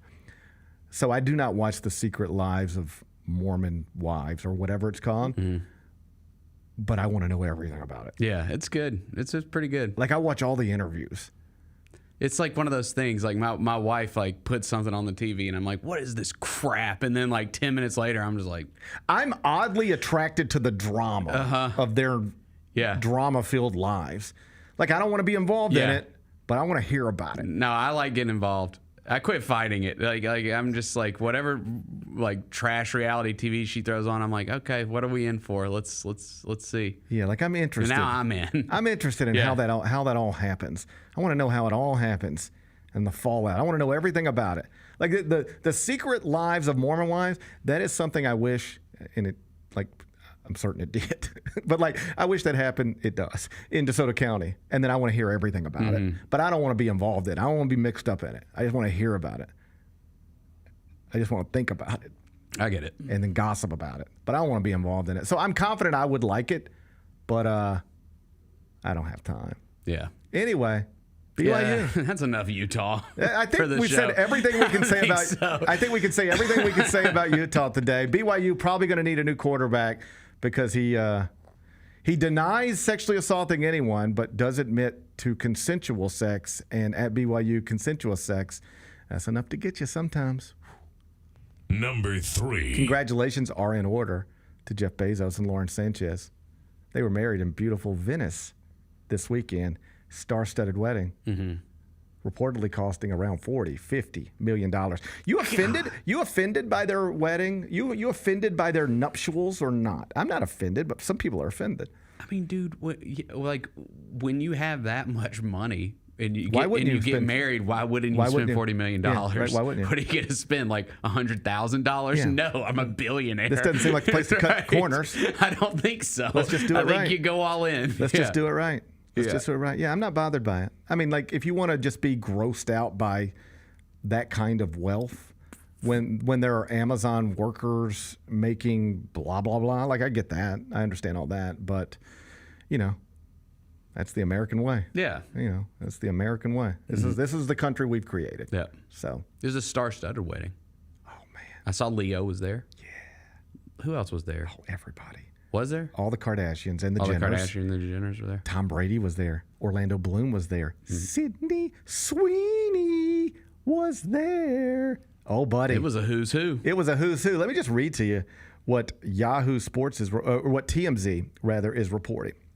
Tom Brady, Leo DiCaprio, Orlando Bloom, and Sydney Sweeney are in the thick of Party Central at Jeff Bezos and Lauren Sanchez's wedding in Venice, and it sounds like Tom's making a move. What? Tom Brady chatting up Sydney Sweeney. Boots on the ground reporting in Venice. Chatting? I mean... means they talked. Okay. Well, it was a wedding. Like, people mingle. Yeah, but everything's got to start somewhere. Yeah, he is a single man. Every time you ever laid down She's a single woman. Every time you ever laid down with Bennett, somebody, I bet you it started with a mingle. Casual conversation? It started with a casual conversation, probably, right? I wonder, like, how One day you're mingling, Bennett. One day you're mingling. Next day you're waking up trying to figure out if you going to breakfast together. Yeah. You know? I do get curious as to, like, what's the conversation starter there? Like, what do you talk about? What do you talk about if you're Tom Brady and Sydney Sweeney? I think I liked your movie. Yeah, I liked your movie, and I liked your. I loved watching you play football. Yeah, right, something like that. Probably.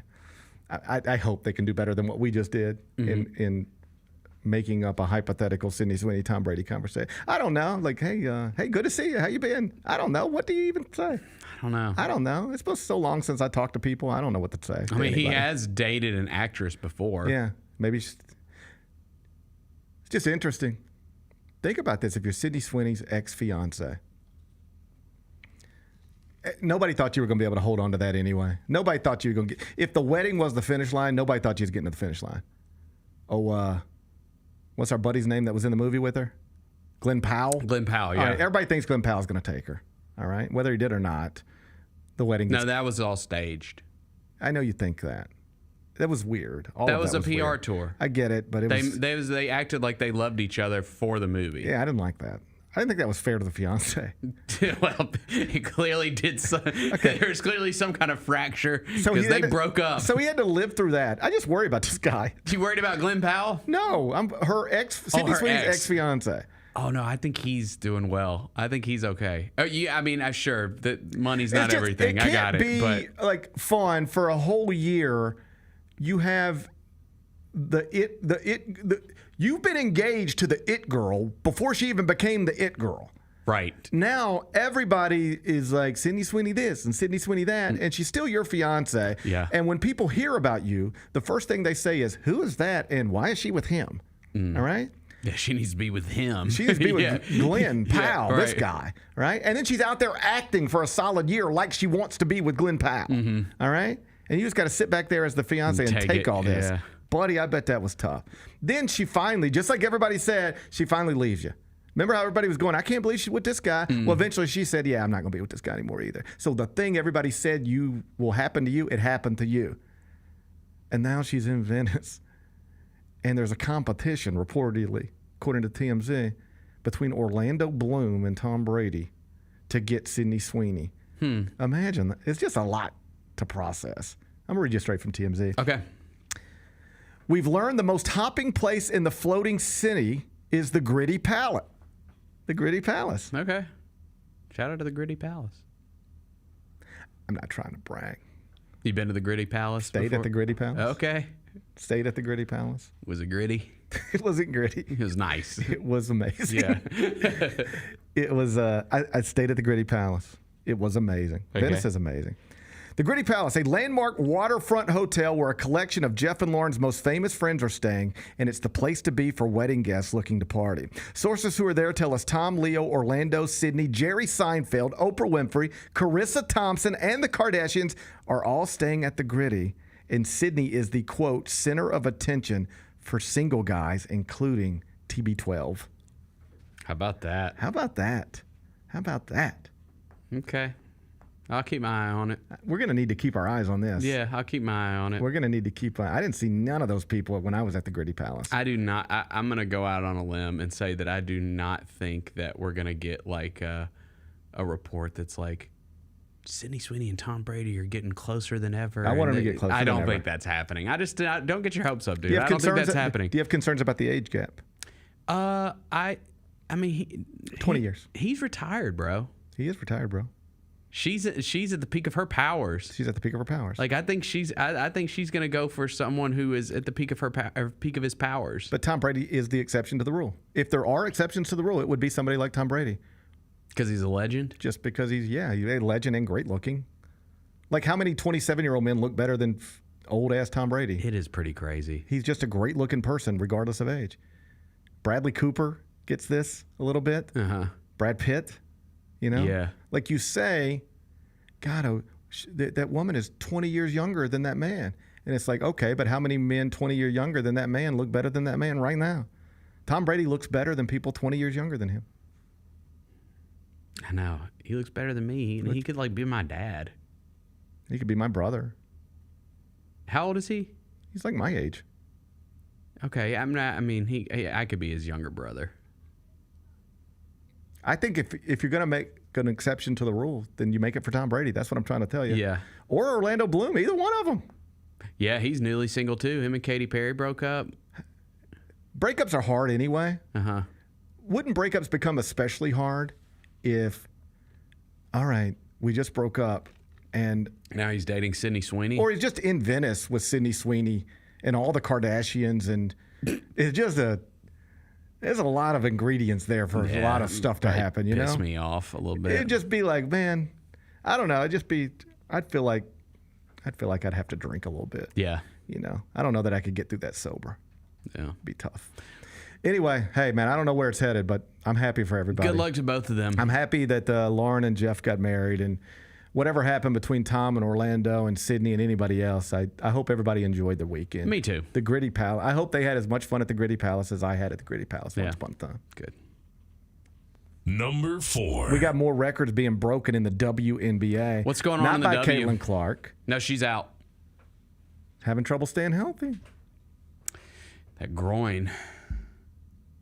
Got that groin injury. Do we wonder if she's taking care of her body the right way? I think she's working her way back quickly as possible. One thing after another, Bennett. Yeah. One thing after another. Phoenix Mercury set records this weekend. Do you know what record they set? No. Most three-pointers in back-to-back games. They hit 17 threes in a win over Chicago, and then followed it up with 18 threes in another game. So that is, I guess, 35 threes, basic math, in consecutive games, and that is a brand new WNBA record. So if you're one of those NBA fans who thinks three-point shooting is too much in the NBA, we don't need all of this, well, just know that the WNBA is headed that same direction, launching threes. I have friends who, like basketball people, who prefer to watch women's basketball to men's basketball strictly because of the shot making. The passing and the shooting, they believe is more enjoyable to watch in the WNBA than it is in the NBA. Interesting. You buy that at all? Do you know women? I mean, it is the one thing that, I don't want to say the one thing. It is a thing that women basketball players can do, if not better than men, as well as men. That's shoot. Just shoot the basketball. Women can shoot a basketball as well as men. There are incredible physical advantages men have over women in basketball. The most obvious being height and strength. Mm-hmm. Like even Caitlin Clark, I don't care who it is you think is your favorite women's basketball player, they can't play in the NBA. They just physically would be overwhelmed. But could they win a three-point shooting competition? Win a free throw competition? Women are comparable shooters to men, if not better shooters than men. Now, you look at free throw percentages, women make free throws at a better rate than men do at the collegiate level. Division I basketball, women make free throws at a better rate than men. And the three-point percentages are pretty similar. Although I think most recent data is that field goal percentage and three-point percentage, men are slightly higher, but just slightly. Now, some explanation for that would be the women use a smaller ball, a lighter ball. It's like an inch smaller in diameter, 2 ounces lighter. So, smaller ball, same size rim, there's more room for it to go in. Yeah, I got you. So that's a possible explanation. But just broadly speaking,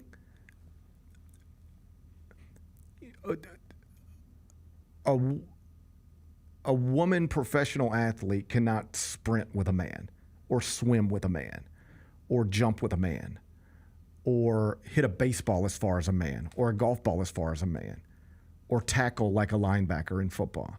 But you know what they can do? Shoot a basketball. The best can shoot with a man all day long. And you're seeing that in the WNBA now.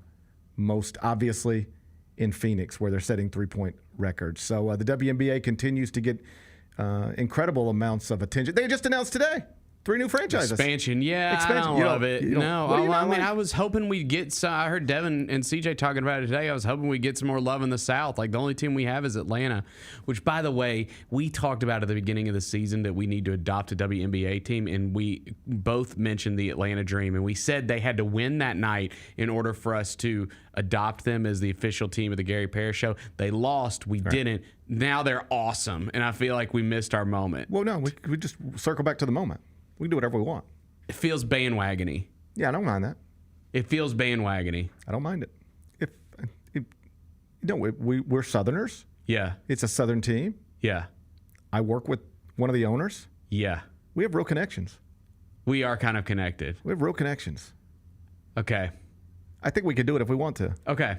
Let's think on it. Let's let it marinate. Let's keep our eyes on these Phoenix Mercury. Yeah, they're playing well too. Yeah, I mean, let's keep our eyes on the Phoenix Mercury. We might decide to be Mercury fans. So what was it announced today? Philly, Detroit, and Cleveland are all going to get teams. That's right. Yeah, that's right. And for Detroit, that's getting a team back. They lost their franchise. Mm-hmm. That's something I get. Look at Detroit, man. Look at Detroit. Detroit is on the up and up, dude. Detroit's on the up and up. Yeah, they're doing things in Detroit. Good for Detroit. Good on the WNBA. Phoenix Mercury setting records. 3 more franchises coming to the league. Congrats to everybody who deserves congrats. Commissioner's Cup tomorrow night. Championship. The Lynx and the Fever. Oh, that's going to be something. That'll be fun. On Prime. I can't wait for that. I'll be there. Number 5. Happy birthday, Mike Tyson. Boxing legend. 60 years old today. I only bring it up because there was a moment in time where if you'd have been just taking bets on will Mike Tyson Will he make it to 60? No, there's no chance. He will either die of a drug overdose or in a car wreck or a murder-suicide or just a suicide. Like, you don't know. And yet, by all accounts, at the age of 60, he's living a pretty productive and meaningful life. Like, he's totally... I don't know if he's found peace. Somebody like Mike Tyson may never be able to find peace. But he seems comfortable in his own skin. I think the weed calmed him down a little bit. Perhaps the weed helped. Yeah. And it's why I say this to people in my own life, like who are having their own struggles, or when I'm talking about more famous people who are clearly going through it. There is always a chance at redemption and a chance to make it right. Maybe there are exceptions to that, but with few exceptions, there's always a way to make it right, to get back to a better place. Mike Tyson is a convicted rapist who has said some of the most outrageous and ridiculous things you've ever heard a human say, or at least a mainstream athlete in America say. Eating children, killing people, raping people. He says some of the most vile and awful things. Causing riots, committing crimes, a drug addict. And yet at 60 years old, people largely have a positive perception of Mike Tyson. Because he, at some point in his life, was able to let all that down, baddest man on the planet, down, and just say, this isn't really who I am. This is who I was made into. But I hate myself. I don't like scaring people. I don't like the things I've done to people. I don't like the way people view me. I don't feel good when I go to bed at night. I don't feel productive. He just really was able to say, yes, I became one of the most famous athletes in the world, in part because of this baddest man on the planet crazy persona. But deep down, I'm at war with myself, and I'm struggling. And I'm sorry, and I'm resentful, and I'm remorseful. He just was able to open up and be honest with himself and with other people. And my experience is when people are waiting for that always. Like, you give people a reason to believe in you, they will. You just got to give them that reason. Yeah. And there were times where it looked like it was just going to be a sad story that you just wake up one day and it'd be like, oh, I guess this is always how it was going to end. And we still might get there. I don't know. But like, today is June 30th, 2025, and Mike Tyson is somewhere celebrating his 60th birthday, presumably with his family, presumably in good spirits, or at least better spirits than he has sometimes been. That's a nice life. I didn't know that he'd ever get here. If you ever go watch any of the documentaries, his one-man show, he has a wild story to tell. He has lived a crazy, crazy life, and not many people thought it would last till 60. But here we are. So happy birthday to Iron Mike. Can't wait to talk about his 70th just the same. Be back with GP's Carryout. The boy is mine.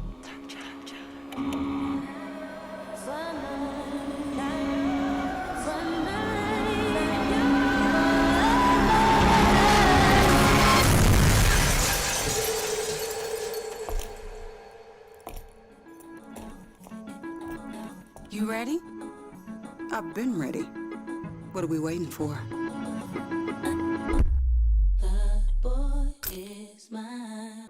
Are you ready? Creed. By overwhelming demand, the Summer of '99 tour returns. July 27th, FedEx Forum. With very special guest, Daughtry. And Mammoth. Tickets on sale now at livenation.com. Don't miss Creed with Daughtry and Mammoth. The Summer of '99 tour. The Grizzlies, grannies, and grandpas have the right moves and are currently looking for new members to join their team for the upcoming season. These soulful seniors are a fan favorite group throughout Grizz Nation. You do not have to be a grandparent, but you must be at least 50 years old with personality, rhythm, and passion for performing. If that sounds like you, then we want to see you on Sunday, June 29th. Visit grizzlies.com/auditions for more information. Kroger shoppers and Grizz fans, want exclusive last-minute discounted ticket deals texted straight to you during the Grizzlies 2024-2025 season? Sign up with the new Kroger Buzzer Beater deal. Fans can sign up by texting Grizz to 636-479 or visit your local Kroger store in the Delta Division and scan the QR code. By signing up, you agree to receive recurring automated promotional and personalized marketing text messages from the Memphis Grizzlies. Consent is not a condition of any purchase. Message frequency varies. Message and data rates may apply. Sonic Radio. Welcome back to Sonic RNDIO. That spells radio with me, the CIO. This just in, the new Sonic $1.99 menu lets you build a crave-worthy meal for just $1.99 an item. Whether that's a creamy shake, crispy tots, or a quarter-pound double cheeseburger. This just out. Ostriches. They're mean, not very cute, and in my opinion, way too big for a bird. Don't miss the Sonic Fun 99 menu. 5 items, always $1.99. Live free, eat Sonic. Tax not included. See menu for details. What can the Memphis Grizzlies learn from the Thunder Pacers NBA Finals Series? Your style of play is not something that you really have to change. Both of these teams love to play fast. Both of these teams love to play really aggressively on the defensive side of the ball. Hey, Grizzlies fans, be sure to tune in to Grizzbeat, where the panel and I break down all things Grizzlies and take a look at the rest of the NBA as well. The show is live every Wednesday, 2 p.m. on YouTube at Grind City Media and the official Grind City Media app. Tony Allen joining us. I believe Hey! Young TA with a fresh chop. That boy sliced today, boy. You say, that boy got the tape on the side? Okay, TA. Hey, and I like how you blurred out your background so we can't see that La Quinta this time. Can't see the hole in the wall, TA. Can't see the hole in the wall. The Chris Vernon Show, live on weekdays at noon on YouTube at Grind City Media and the official Grind City Media app. There are futures for Aaron Judge possibly hitting 400. Hitting 400 at the All-Star break, plus 600. Oh, wow. To have a 400 batting average in the regular season, plus 3,800. To win the Triple Crown is only plus 145. I don't think he's going to hit 400 for the season. I don't either. I that would be ridiculous. Yes, ridiculous. The Odds Couple, live at 2 p.m. on YouTube at Grind City Media and the official Grind City Media app.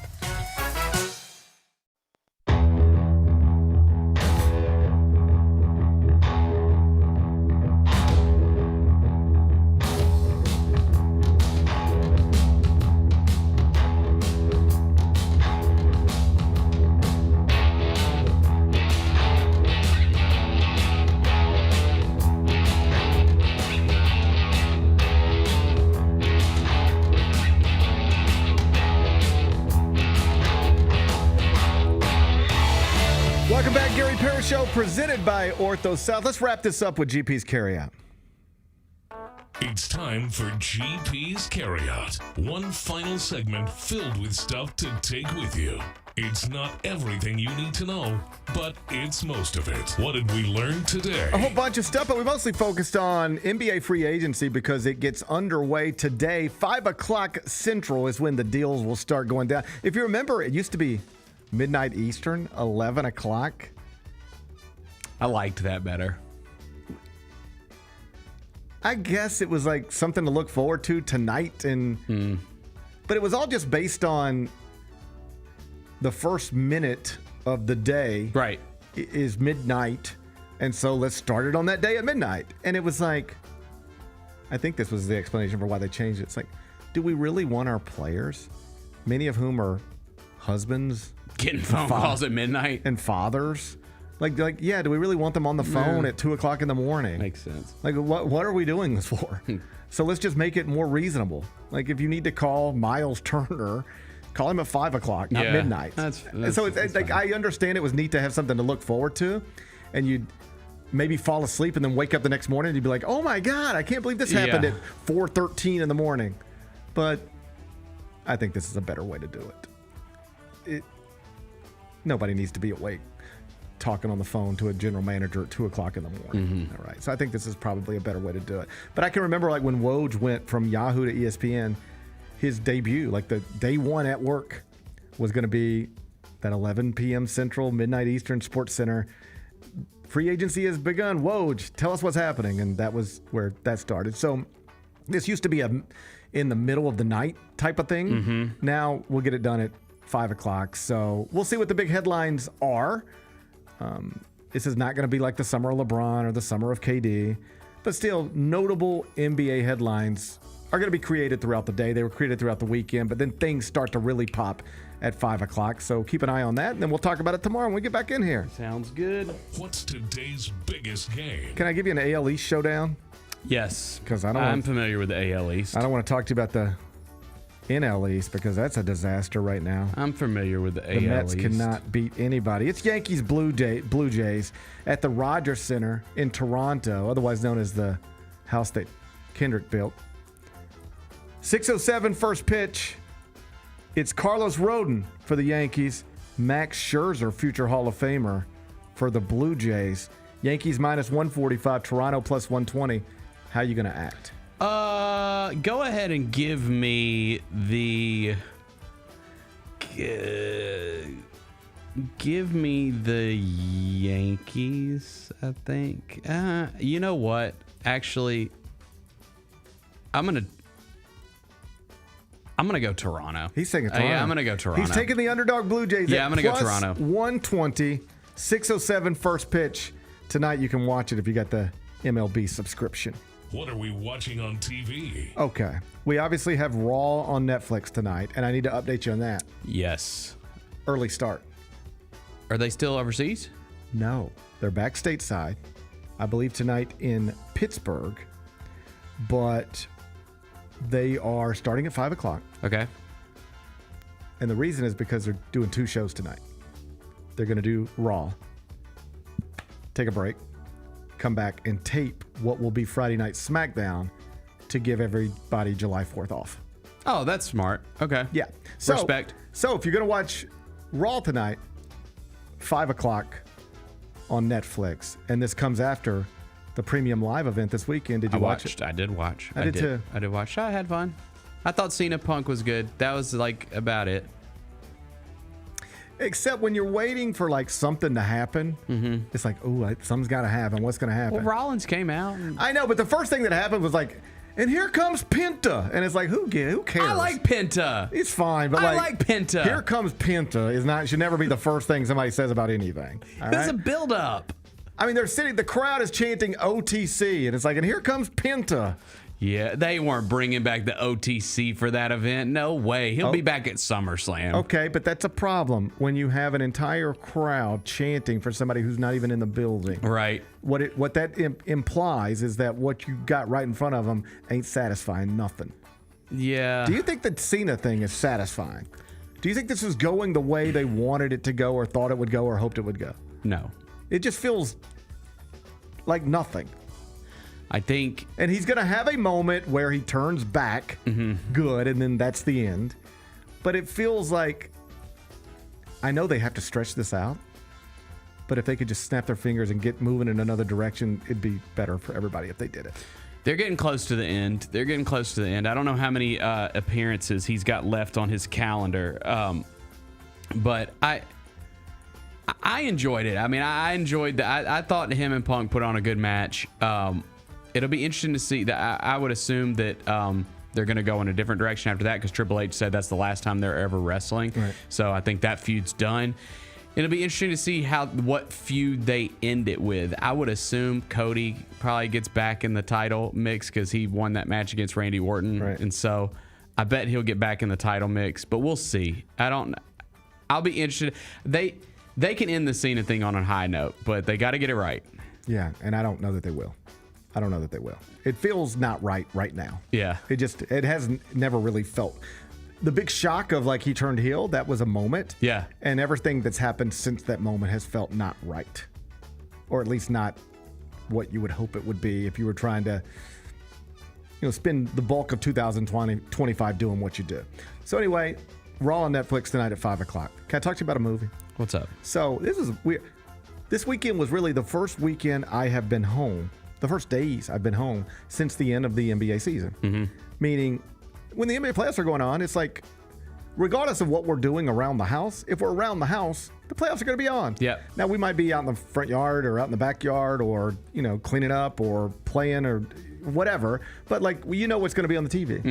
And then suddenly I get home on Friday night and Saturday night and Sunday night, and it's like, there's no NBA playoffs on. And the Mets played, I think, Saturday afternoon and Sunday afternoon. So it's like, what are we actually putting on this TV? So decided to just go to Apple TV and find a movie to watch. Okay. I found something. Tell me if you heard of this. Drop. Do you know Drop? Megan Fahey. She was a star season 2 White Lotus. Oh, yeah. Okay. Drop. Yes. Okay. So this is what I saw. It's top 10 on movies to rent. It's 84% approval, tomato meter, 79% approval, popcorn meter, and only an hour 35 minutes. Okay, sounds good. I was like, this is perfect.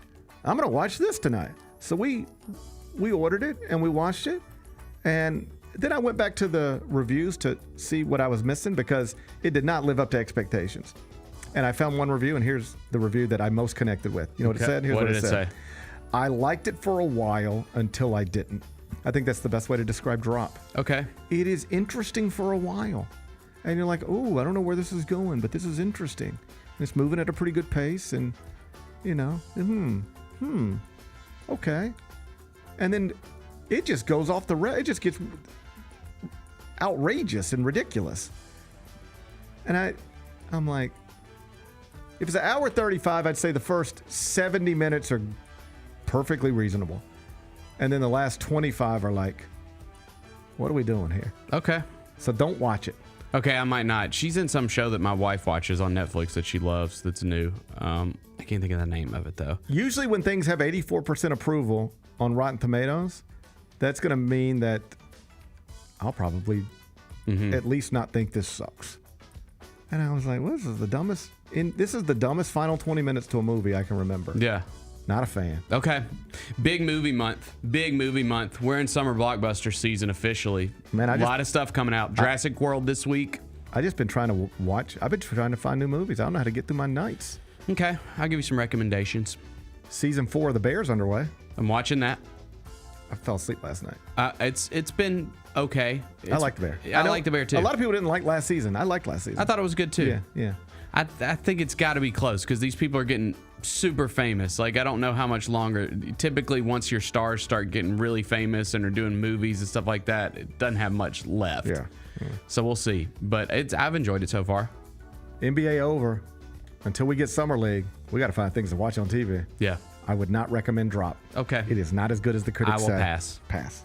What's the best thing we've read? 2026 mock draft. Oh, it's never too early, Bennett. It's never too early. I've got one publishing today, CBSSports.com. Who's going number one? I think it'll be A.J. DeBance as long as he doesn't get struck with an honor code violation at BYU. But it could be Darren Peterson at Kansas or Cameron Boozer at Duke.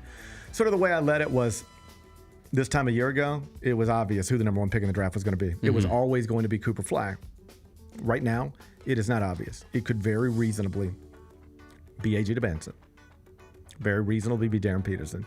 Also, somewhat less reasonably, but perhaps be Cameron Boozer. And they'll spend a 5-month college basketball season trying to figure out who's going to go 1, who's going to go 2, who's going to go 3. But those players are the consensus 1, 2, 3 prospects heading into the class of 2026. So that'll be published a little later on today, and I'll be on CBS Sports HQ talking about it at, I believe, 1:45. What's on tap for tomorrow? Well, tomorrow's Tuesday, so we'll be head first into NBA free agency. Should be a fun show. Enjoy the rest of your day. I'll enjoy mine. Meet back here tomorrow at 10. Till then, be careful, be kind, be good. Rep your hood.